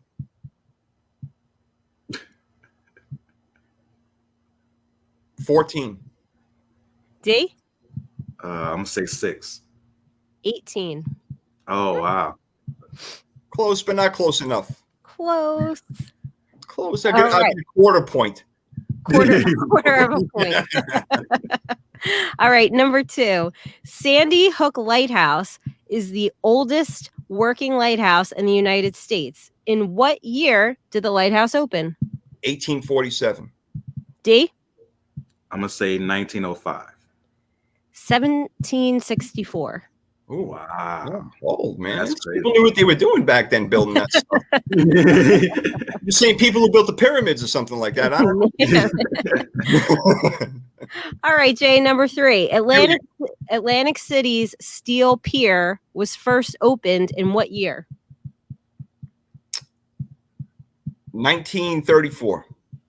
D? I'm gonna say 1950. 1898. Damn, these are people who Everything in Jersey just super old or what? Yeah. we didn't have electricity then. How did that happen? Damn, we didn't have a damn light bulb. All right, Jay, number 4. Okay, let me get one. How much was the cast of Jersey Shore paid for season 1 of filming? In total or each person? Yeah, like how much did the cast make? How much did the entire cast make in Or season each 1? person, yeah, in season 1. I would say the entire cast. Are you saying they got paid equally? Whatever you think. Oh, whatever. Okay, so in total, I would say they got paid $500,000. Nope. D? No, she's like, nope. I would say in total for the first season, probably only 100K. They actually didn't get paid at all. They only got paid for the shifts that they worked at the t-shirt shop. Wow, I remember that. Okay. Really? And then more tricky. Once season 2 came, then they each got $10,000 per episode. per episode. Oh, Yeah. episode. And how many Okay. episodes do they usually have? Like 15 or something? I think so. Imagine how mad I was. 10? This is my hometown, and I could have just went across the bridge and act a fool and make all this money. Yeah, you're right. You could have been on that stuff. That could have been you. 10 times. What was it? 10,000 they made each 10,000 each per episode. time. Let's say they did 15 episodes. That means they made no. There's no way they made over $1 million. no, it'll be 150K, right? Yeah, 100. Yeah. 100. Okay, my math is. I can't even use the freaking calculator, right? Jesus, gosh. Too All many right, Texas D. fans over there.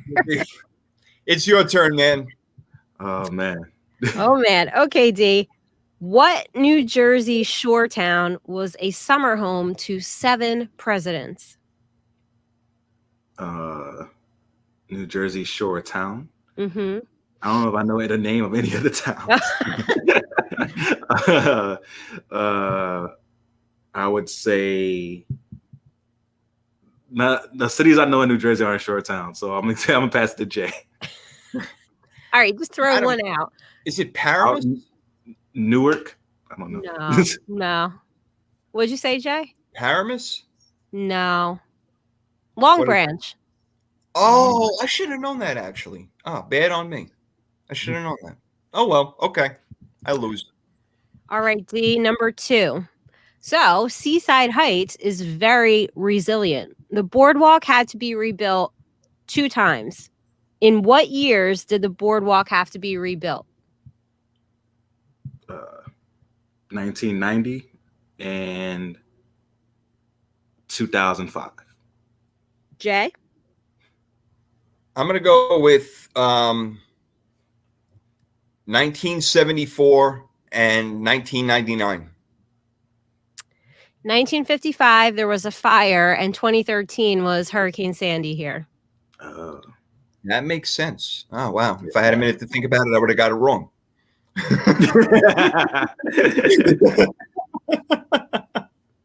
All right, D, right. number More 3. knowledge.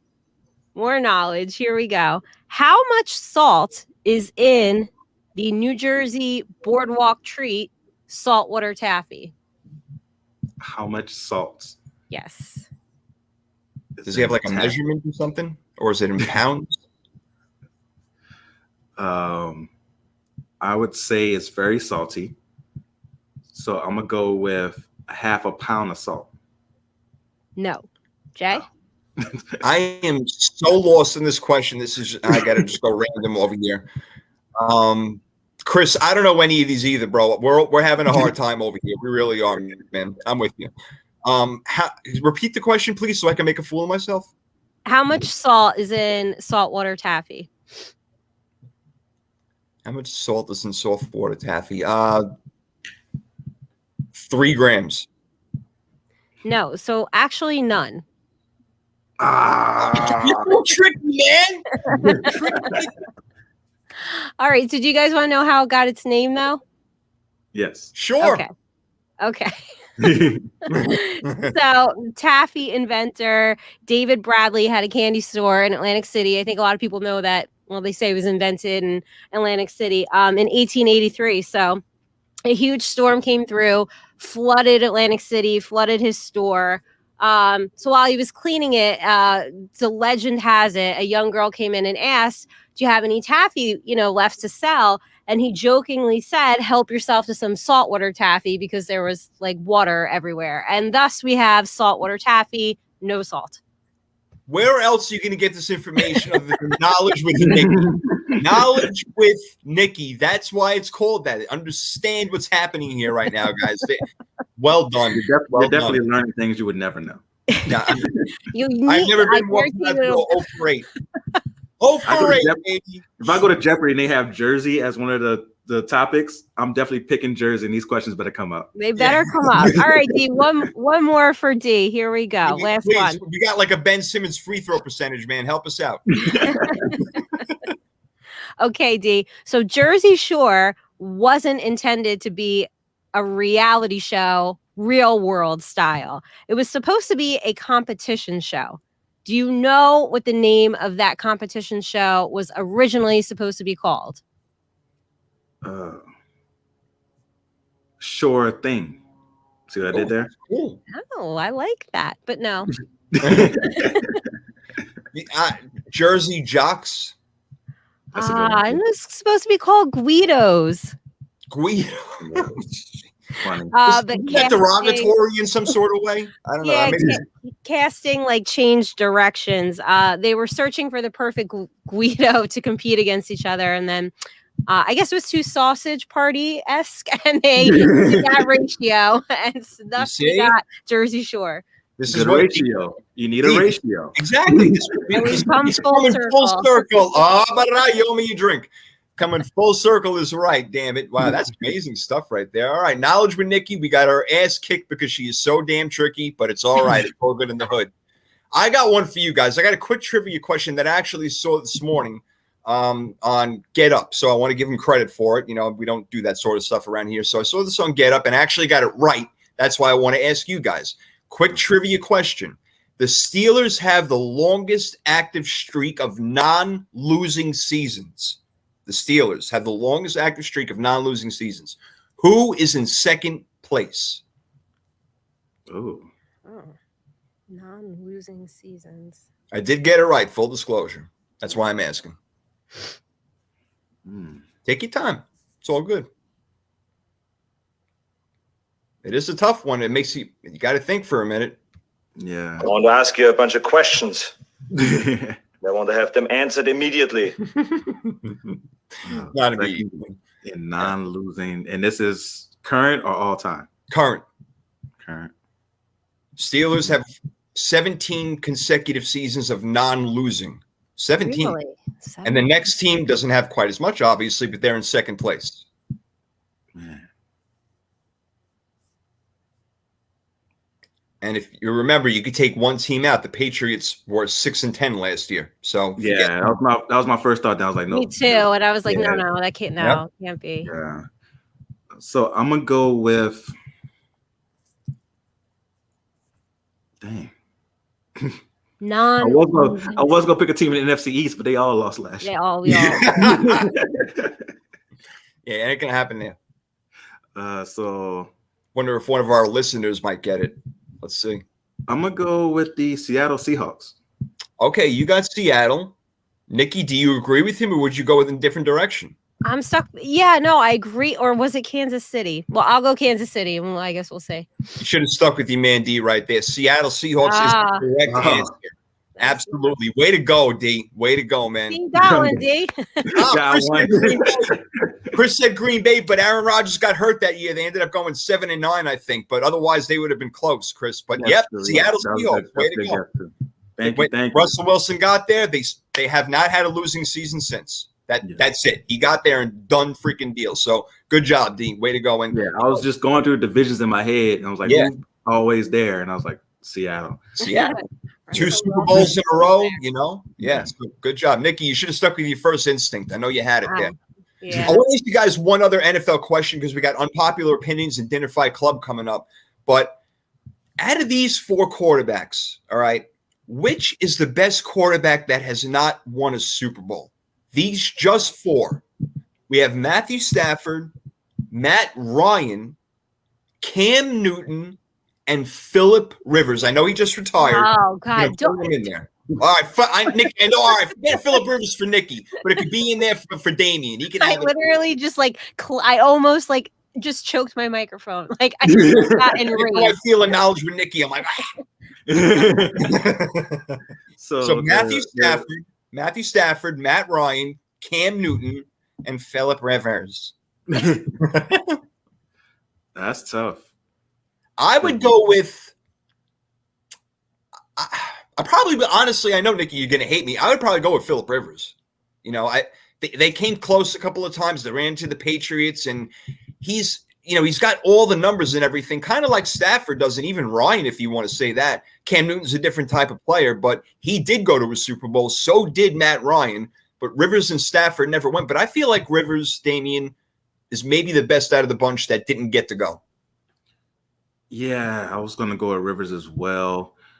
Stafford, I think this year can change that. Yeah. If he with that talent he has around him, if he is able to take LA to the next level, he may jump Rivers there. But yeah, I would go there. Matt Ryan is underrated. I don't want to just throw him under the bus. He is a good quarterback who's been in a bad situation the last couple of years and not getting any better when getting rid of Julio. But I think that I would have to go Phillip Rivers, then Stafford. I like that order, actually. I think I would agree, even though the two other have been to the Super Bowl, Nikki. So what do you think? I maintain that Phillip Rivers is a Phillip Rivers problem. I know we've gone over this so many times, so I won't get back into it. Yes, the other two have gone. So I actually, yes, if Matt Stafford has decent talent around him, I do think that he's probably, for me, yeah, he'd be up top there. And I would like to see him win one. Like, please, it's just like he has so much talent. But he's just always on shitty Detroit. Like, out of there. A crime. I know. So hopefully this year, like, you talk about a quantum leap. I think if anyone can do it, he can. Maybe so. Yeah, he's big numbers, but maybe big numbers. Get your own sound effect now, Nikki. Yeah. Oh no, I leave that to the experts. I'm not gonna play myself like that. I love it. Awesome. All right, so that's I wanted to throw a couple of those at you guys, but we have unpopular opinions now. One of, again, favorite part of the show. You never know what's going to come out. Sometimes it turns into a popular opinion because we make it that way. But let's hear it. Nikki, you want to go first? Sure, I'll go first. All right. So my unpopular opinion is that Amazon Prime Day sucks and it's overhyped. Why is that?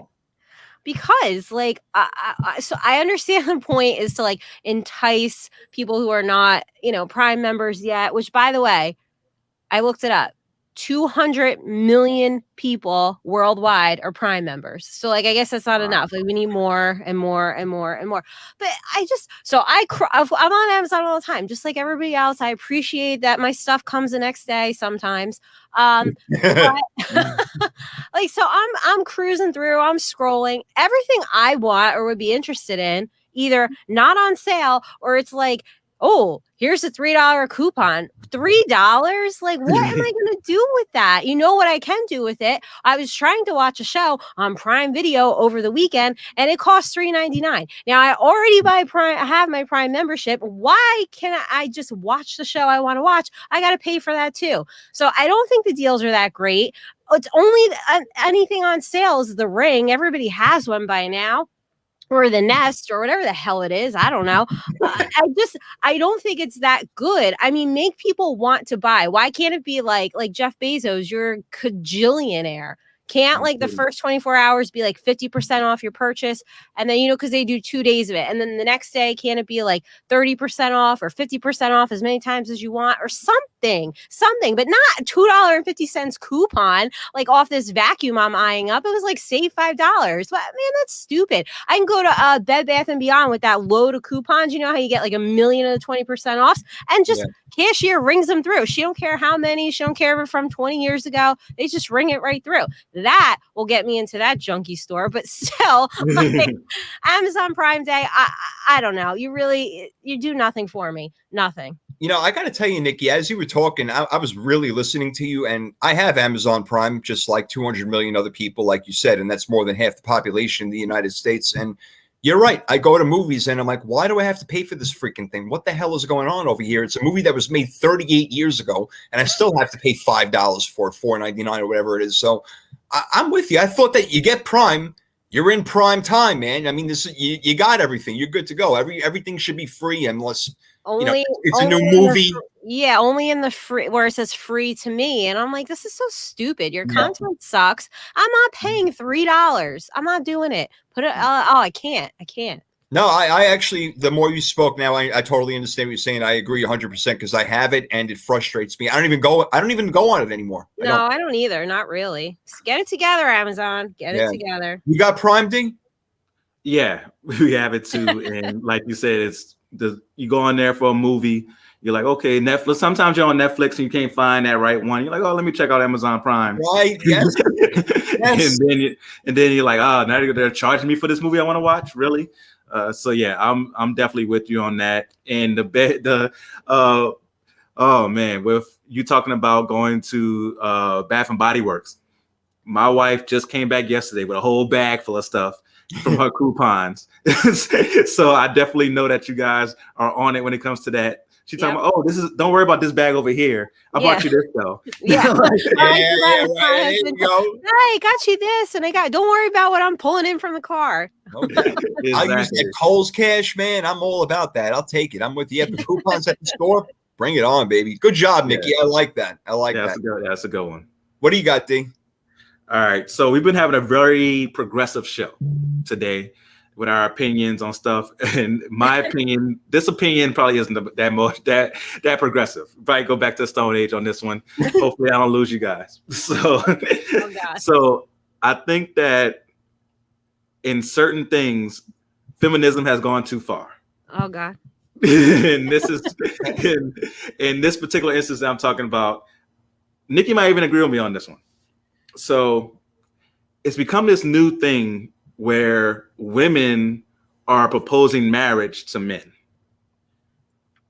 And for me, I feel like that's something that should be kept to the man to do. It just doesn't feel right. Like, I wouldn't feel good if I came home and it was a surprise and my wife had put up, or my fiance at the time had put up this banner saying marry me, and she's down on one knee and I'm the one yelling, she put a ring on it. It wouldn't be right. It wouldn't be right. And this video went viral of this man went to meet his girl for dinner, and he thought it was just a dinner, but when he gets there, his family's there with a big sign saying marry me, and his girl's on one knee proposing to him. Wow. And he, of course, you gotta say yes. You can't say no at that point because the family's there. It's on video. You can't say no. So you gotta say yes. And now she got to pick you up and throw you around instead of the other way around. So for me, I think it should be on the guy to propose marriage to the woman in heterosexual relationships.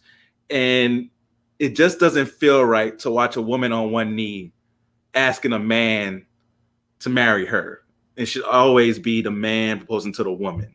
But maybe I'm just in the Stone Age. But for me, I would be so embarrassed if I came and my wife was on one knee and I'm saying yes, and I'm on Instagram talking about she put a ring on it. You see it. All the single men, all the single men, all the single men, all the single men. It just wouldn't be right. It's just not the way it's meant to be. So as progressive as I have become in my old age, that's something that I think should be kept traditional. The man proposing to the woman, the man buying the ring. Like, even though if, some relationships, the woman makes more, but the man, even if you get help, the man should get the ring, propose to the woman, and the man should be the one offering her the world and whatnot. But for me, I just don't like the trend of women proposing to men. Maybe I'm just old in my thinking. I think you're very chivalrous is what you are. Not old. I think you're chivalrous. You're one of those, men who carries, you're on the horse, and you got the steel sword and everything. You're the man. I'm going to tell you, bro, maybe 10 years ago, I disagree. I think this may be an unpopular opinion. I can't wait to hear what Nikki says because, okay, I'll bring it up. A Friends episode, if you guys saw when Monica proposed to Chandler, it was phenomenal. She had freaking candles all over the place. Chandler walks in. She thinks that Monica's like all pissed off, and boom, gonna marry you. And that honestly, she couldn't do it, so Chandler had to propose. But the bottom line is, if I were to if I'm in love and I know that I want to marry this woman, and she comes out and does something spectacular, kind of like what you did, bro, do something spectacular, like, total shock, and you know that you want it anyway because you've been thinking about it, I am all for it. If it's done, again, in a surprising way where you're not seeing it coming, Nikki, what do you think about that? No, I am all for women taking control of the relationship. Hold on. Not taking control. We're talking about proposal. No, that is taking control of the relationship because men have fragile egos and you guys take forever to propose. And biologically, women don't have a lot of time. So we don't have years to waste. So that is taking control. If you want to marry me, say yes. If not, be gone. So that's the thing though. When the man is ready, he's gonna propose. But right? you understand our biological clock, like we don't have time to wait around for you guys to go out and do whatever you're doing. Like, listen, I'm all for it. You know, we only got limited. Listen, women have limited eggs. I'm sorry, and that's just the way it goes. And we don't have a lot of time. So no, I'm for it. If she feels like she wants to do that and kind of get things going here, or maybe he's a little bit hesitant, then go for it. So would it be as special if you proposed to your husband? Like, would it be like that moment be as special? Yeah, I think so. Yeah. Right now, I'm hearing from Nikki. She sounds like Marissa Tomei in My Cousin Vinny. My biological clock is ticking. Mine is not. But I'm just saying, I just know this from friends of mine. Like, there are guys out there that just string along and they're like, oh, I wish I could propose, well, so do it. I mean, then you get your answer, right? Then you can either move on with life or just keep this guy around. I don't know. But yeah, I think there's a little bit of, I think some women feel like they want to do that, but maybe they feel like they can't. But yeah, some guys, they like to play games. So they do. Sometimes they take forever. I'm down with the chivalry and the tradition. There's no doubt about it. But if a woman proposed to me, and again, I was in love with her and she did something, it doesn't have to be spectacular, but something that would catch me off guard, I would be pretty hyped about that, knowing that this woman absolutely loves me and go through all that trouble to do something like that.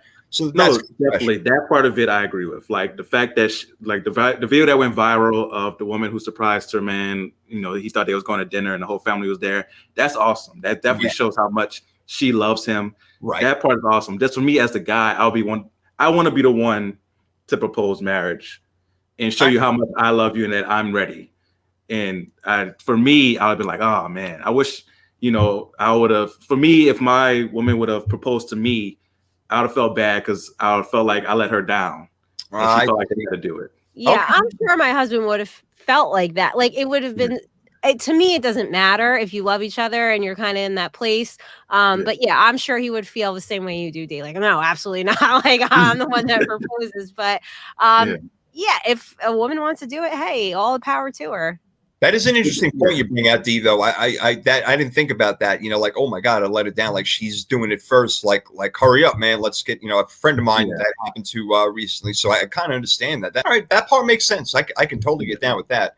All right, my unpopular opinion. We're having so much fun over here, but this one is not serious or anything. But I support the players not going to Tokyo to play in the Olympics for Team USA. And I have a few of the players here. Let me just get it real quick. I know that Durant, I know Durant is going. Let me see over here. Jason Tatum, Bradley Beal, Devin Booker, Zach LaVine, Drew Holiday, Damian Lillard are all going. Chris Middleton, Kevin Love, I'm not even sure why that he's going, but Draymond Green, Bam Adebayo. But Steph Curry, Donovan Mitchell, Chris Paul, James Harden, Jimmy Butler, LeBron James, Anthony Davis, Kyle Lowry, all said that they're not going to go. And I have no problem with that. And I know that a lot of people do because it's Team USA. They had the Dream Team, the Redeem Team. I don't know what you're going to call it now. The Gleam Team. I have no freaking idea, but it's so hard it's so hard to do what 92 did, the Dream Team. That'll never be surpassed. Even what the Redeem Team did, it doesn't matter. Like nothing can beat that. Like nobody can beat Jordan, basically, at the end of the day. So I'm really okay with it because some players need to work on their game, and their profession is basketball, NBA, not the Olympics. Some are older, some may be afraid, even to travel with COVID or something like that. So I wouldn't blame them for that reason either. There are numerous reasons, maybe even family and using the off season is, you want to spend the off season time with your family. Some players really want to do that and take that time and get that rest and also get working out. So I'm cool with it. You don't want to go to the Olympics. You have your own reasons. I'm fine with it. I know a lot of people say, no, let's go. Let's get everybody out there. Let's go play and make sure we dominate and win every game by 50 points. But I'm all right with it, bro. Yeah, and plus the days of us beating everybody by 30 points is over. Like the international game has caught up to America in a way where those games are going to be closer. Even the Redeem Team, as stacked as it was, people forget that gold medal game against Spain came down to the end. That's right. And that's one of the reasons why people look at Kobe the way he does is because Kobe was the one who took over to win that game.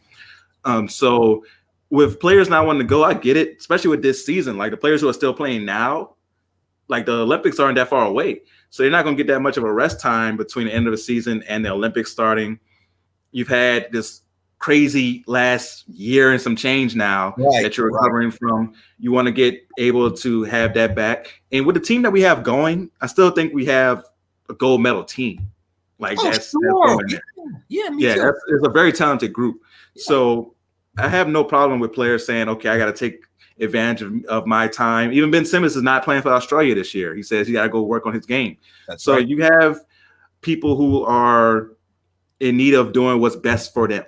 And I think that it's always in the best interest of the player to do what's best for them. And people do come back better from playing with Team USA. Like a lot of times you'll see players go and play and come back better. That's so true. Those players can do that. But other players want to work out on their own and also just rest. We all need that rest. So I'm not mad at it at all. All right, cool. All right, I'm glad you agree. Nikki, do you think it's a matter of national pride and all these players got to go no matter what? Or are you on our side over here saying you got to do what's best for you, and there may be multiple reasons why you don't want to go to Tokyo and maybe be subjected to COVID or anything like that through plane rides, whatever it may be, but everybody has their reasons. So what do you think about that? Yeah, no, I think, you do you. If you feel like it's not right for you, then no, you don't have to go. And not everybody has that like national pride. I mean, if it was me, one of my, like, how you have like the fantasy, like this will never happen, but like I would love to be on an Olympic team. Like, wish I could be like I think diving is so cool and like have a gold medal, but like not everybody's like that. But hey, if you don't want to go, then don't go for whatever reason it is. And I don't blame anybody going to Tokyo. There's still COVID out there, and vaccines aren't widely available everywhere in the world, and you have people coming from all over the place. So listen, I get it. Maybe this is just, we're still not back to normal yet. So no, if that's, you don't want to go, then don't go. I got no problem with that. I don't like rules anyway. So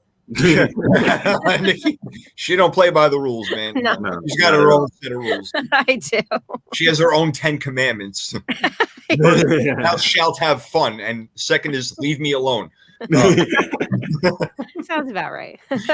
I'm getting to know you pretty well, Nikki. It's been a while now. Oh man, that's some good. God, what a great show! Having so much fun over here. We got one more, our very fun version of Dinner Fight Club to end this bad boy out.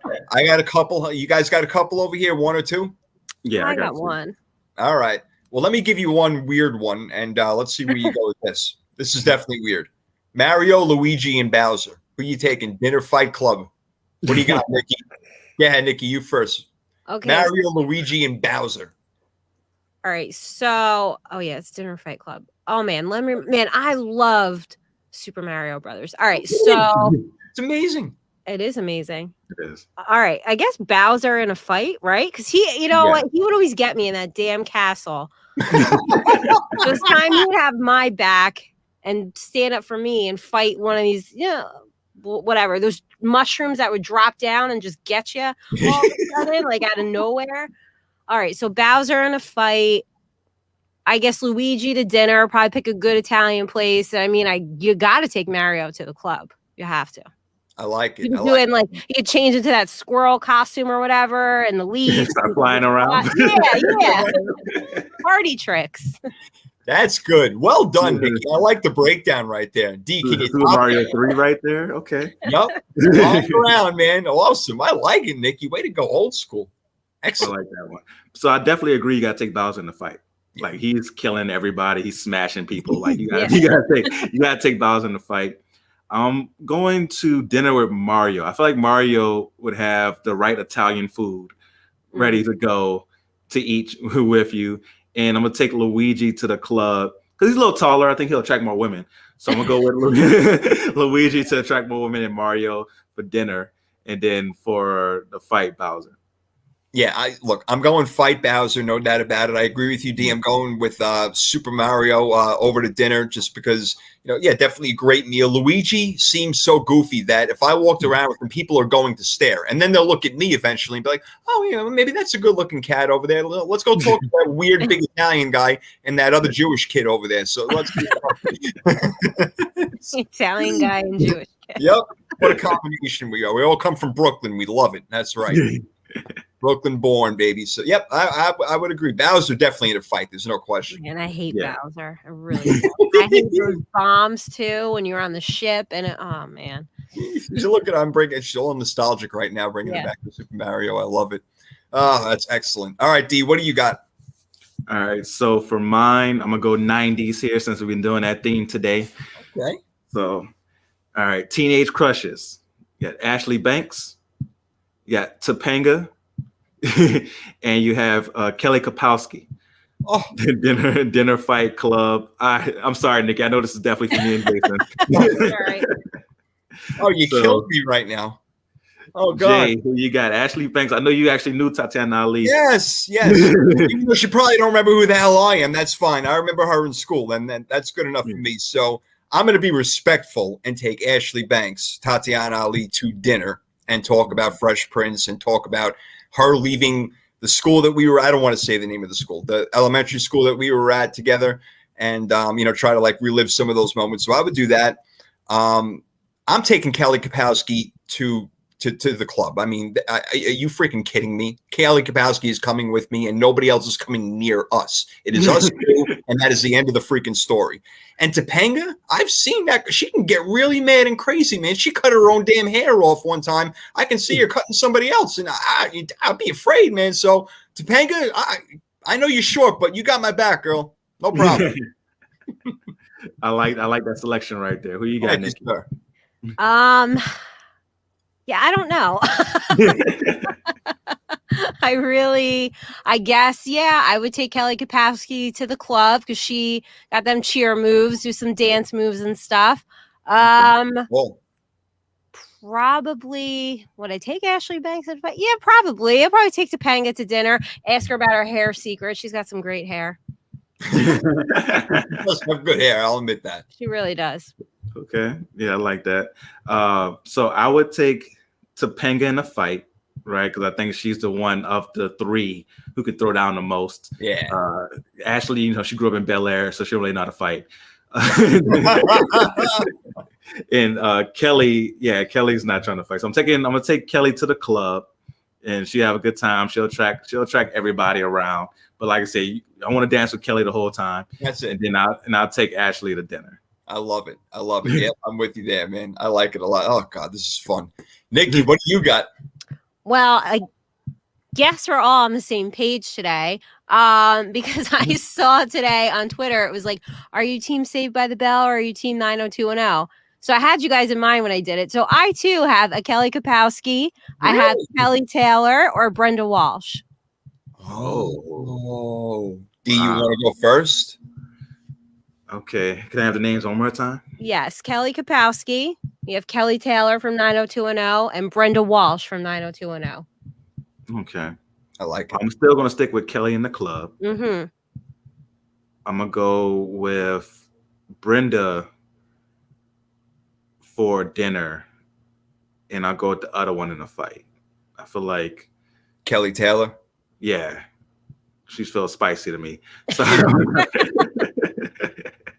So yeah, I'm gonna go Brenda to dinner, Kelly Taylor in a fight, and I'm gonna go with Kelly Kapowski in the club. Yeah, I'm still sticking with Kelly Kapowski in the club. I'm gonna take Kelly Taylor to dinner, even though I know it might cost me a pretty penny. If we have a few drinks, you never know what's gonna happen. But Brenda Walsh is a badass chick. Yeah. Man. Brenda is crazy. I will take her in a fight, no doubt, and I will put her in front of me and let her take the first 2 or 3 out. That girl is freaking absolutely noodles, bro. So yes, I'm taking her in a fight. Okay. Yeah. What about you? What would you do? Oh yeah, no, I'll stick with Kelly in the club. I'm taking Brenda in a fight. Like she stole her best friend's boyfriend, so that is a certain type of chick right there. Yeah, she will cut a bitch. I'll take Kelly Taylor to dinner because I got questions for her too. Like, remember when Brenda stole Dylan from her? How come you didn't pick Brandon? You slept with your teacher when they went to the college years, your professor. So got a lot of questions for Kelly Taylor. Yeah, Kelly, she was slutty city, in the early days over there. Well, it's not lying. That was her character. That was Kelly Taylor, not Jenny Garth. All right, the character was slutty. Yeah. So that's did you guys like the reboot? Did you guys watch the reboot when they did it? It sucked, Yes, I man. loved it. It sucked. It was horrible. There's another unpopular opinion I get. Nikki, you liked it? It was awful. Yeah, I did like it. Really? D, what you think? Did you watch it? I watched it. Like, I wasn't a huge 90210 fan. Like, for me, I think I was a little too young to like appreciate it. For when it came out, I was more Saved by the Bell, those shows. Yeah. But with the reboot, I was like, okay, I could see, why people were into it and stuff like that. So I didn't mind it. I think they like knew they were like in on the joke. Like I just got the impression like they were making fun of themselves. It was a weird concept that they went with. It was like they were playing their real characters, but like Kelly and Brandon ended up sleeping together. That he's married, she's still slutty. It's crazy. The one I wish that was there, and may he rest in peace, Luke Perry. It's a shame that he wasn't in it. It might have been even better because he was the best character in that show. I mean, he was the ladies' man. He's cool. He surfs. He got a motorcycle. I mean, who the hell didn't want to be Dylan freaking McKay when they were 10, 11 years old? I did. I'll tell you right now. He got all the girls. I wanted to be him. So may he rest in peace. These are good ones, guys. I like it. Is it my turn again? Yeah. All right. Let's see. My last one. Okay. This is pretty cool. I think you guys are going to like this. We're going with Will Smith, but Will Smith characters. Okay. Will Smith in Men in Black, Will Smith in I Am Legend, and Will Smith in the Bad Boys version. Oh. Okay. So Nikki hasn't seen the Bad Boys, so we know I haven't seen I Am Legend either. I've only seen Men in Black. All right, Nikki, you're out. Oh. I'm out. All right. So for this one, I'm gonna go I Am Legend for the fight. Yeah, like because he definitely knew how to handle. If it's zombies that come out, he'll be able to handle them. Regular, like he'll know how to handle a fight and be good. For Club, I got to take Bad Boys version because he had all the ladies surrounding him. He attracted all the women, and like you got to have that with you there. Smooth dresser, Mike Lowry. You gotta have that one there with you. And for dinner, I'm gonna take Men in Black version. Pick its brains, see if there's aliens really out there, and I'll report back to you, Jason, on it. Yeah, you gotta report back to Jay on that one. Yep. Look, this disclosure is coming out sometime at the end of this month. I don't know if you guys heard or not, but there's going to be a big TV program. They're probably not going to tell us all. They'll tell us a little bit stuff that we probably already know, or I know, and you guys have to figure out. But what would I do in this one? I might take Men in Black in a fight because all you got to do is pull out one of them guns and just shoot all those people. So, like, I'll take Men in Black in a fight probably. I Am Legend, I'll sit down with him at dinner because he hasn't had a friend in 5 fucking years. So I'm going to sit down with him and we're going to hang out and we're going to have a good time. Or maybe I should bring him to the club, but you cannot not bring Mike Lowry to the club. You cannot not do that. I mean, he's the man. You talk about a chick magnet, the boy is it. So bring him, and I'm hanging out with him, and that's the way it's going to be done. And I like it. That's actually a good call on the I Am Legend for dinner because he's a scientist in the movie. Like, he's really smart. Yeah, he's smart. So that'd be a really good conversation to have with him about that. So that's a really good call. And this way he doesn't have to talk to the freaking dog the whole time. You know, he's got some. True. Very, very true. Jeez. Right. Did you have one more or no? Yeah, I'm going to go with Martin Lawrence characters. Damn, let's do this, baby. I need a new fresh page over here. All right, so we got Martin Payne from the Martin Show. We have Blue Streak. We have his character from that show, from that movie. All right, and we have his character from Big Mama's House. So we have Martin Payne from the show. You have Martin from Blue Streak, or you have Martin from Big Mama's House. You're taking a dinner fight in the club. This is excellent. Nikki, are you in on this one, first of all? No. I knew it. I freaking knew it. Oh, we got to add Blue Streak to our list. Yeah, Blue Streak you must watch. That's a no-brainer. Blue Streak you have to watch. Big Mama's House is funny. Don't watch the second one, though. Don't watch the second one. Big Mama's House is funny, but you don't have to watch Big Mama's House. Blue Streak you got to watch. All right. Yeah. So, God, he's so funny. I can't take it. I mean, I'm just going to laugh no matter where we go. I'm at Big Mama. I'm taking a fight. All right. She's going to be bumping people around with her fat self and she go blam, blam, blah. You know how Martin does. You know, he's like, like that. He gets down. So I think that Big Mama would be able to handle herself in a fight. Martin Payne is going to the club because he's going to be like, he's going to be awesome. So I'm taking Martin Payne to the club, and Blue Streak, I'm going to see how he developed. Martin was a smart boy in that movie, man. He was a criminal. Yeah. I'm going to be like, yo, how did you get that diamond, man? How did all that stuff work out? How did you plan this thing? So I'll pick his brain on that. But Martin Payne in the club is going to be a killer. So I'm down with that. That's funny. The reason I would take Martin Payne in the club is because Martin could also be Shanae. Jerome. So if I got Jerome in the club, Jerome in the house, I say, Jerome, watch your mouth. I got him in the club. That would be hilarious. So I would have Martin Payne in the club. You're right. Big Mama in the fight. Like, she's out there beating people up, doing karate in a fat suit. Got to have that in the fight. And then I'll take Martin from Blue Streak. Like you said, Martin was smart in that movie. Like, he was a criminal genius in that movie. Because people forget about that because he was so funny in the movie, but he actually was a criminal genius in that movie. Yeah. Yep, that's right. That's exactly right. I like it. Oh, good stuff. Good stuff. Nikki, did you have one last one? I'm out. Do you have another? I only did one. That's good enough. I don't know, Dee, did you do a third one? Because I'm out. No, I'm out. I'm out. I'm gonna need a shower after the show. I've been sweating and laughing the whole freaking time. It's great. And thanks to everybody who popped in. Shane, Chris, Vig before. I really appreciate it, guys. You guys jumping in. It's awesome. We see that you're watching. We really appreciate it. And damn, we just have fun. That's what we do, guys, right? We just have a fun time. That's it. Definitely, man. Always a good time. Rehearse. Yeah, I always look forward to these Wednesday nights, man. Yeah, Wednesday nights are awesome. They really are. And you know what? We can go 5 hours and we probably wouldn't even blink. There's no breaks on the show. We don't like we're walking away and coming back for 15 minutes. Nope. We just rock and roll all the way through.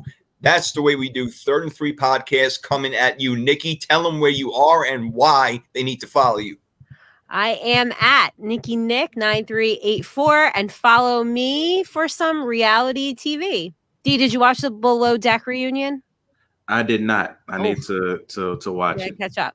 Or read my tweets. There you go. Don't give anything away. You got to see it clean. Not that I know what the hell you're freaking talking about, but oh man. Yeah, you've been kicking butt, bro, all over the place with your show. I mean, even with your 5-minute segments that come out, Top 5 Fridays, man. Yep. Everything. Tell them what's up, baby. So my podcast is called The Real Deal with Damian Adams. You can find it on any podcast platform. The last episode we did on Father's Day, I had my father on the show. It was a really dope episode. So please go check that out. He definitely knows his sports. He's the reason that I love sports the way I do and the way I talk about it. So he did a great job on that episode. Follow me on all social media platforms at The Real Deal WDA. We'll be bringing back Top 5 Fridays this Friday as well. So you can check that out. I'm always doing like quick videos on playoff games and stuff like that. And there's some big boxing coming up this weekend. I'll be tweeting about that. So go ahead and follow me at The Real Deal WDA. Yeah, no doubt. Again, if you're a boxing fan, the few of us that are still out there, the purists, this is one of the guys right here who knows what he's talking about. There's no question. I love you guys. I'm Jason Fearman. You can get me at Sports Prophet 1. That's the number 1 on Twitter. That's basically where I do all my interactions. But we're going to have a 49ers release schedule coming up with a couple of the boys. It's going to be a lot of fun. So we're going to go through this, guys. 49ers release schedule coming up maybe sometime later this week on the Power 32 podcast. I can't wait to do it. And we're probably going to end up doing it with every team. But, we save the great stuff over here with you guys. I mean, this is where it's at. 3rd and 3 is my home. Want to thank Chris giving us a great episode to the 3 of us, and he enjoyed everything, which is beautiful. We hope you guys enjoy it. That's why we're here. We're here to have fun and hope that you guys enjoy it as well. It's all in good fun. We're not bashers. We don't destroy people. It's all lighthearted and it's a good time. We hear enough of that BS on the other 4-letter networks and 3-letter networks and whatever it may be. That's why we do our own unique segments. And you know what? I'm sorry, but none of y'all can do it like us. I'm sorry. I'm just going to be real. So humble you are. That's right. I'm so modest that I can tell you that you guys can't come up with a unique. No, I'm playing. I know everybody out there got their good thing. And believe me, we respect the other podcasts and we're friends with them. Yes. And that's why we give you guys shout outs for real. So all joking aside, we really appreciate everybody. And hey, for now, It's another Wednesday night, another 3rd and 3 in the books. Everything looking good. And we'll be back next week, guys. So see you. Peace. Bye. That's all, folks. We're out of here.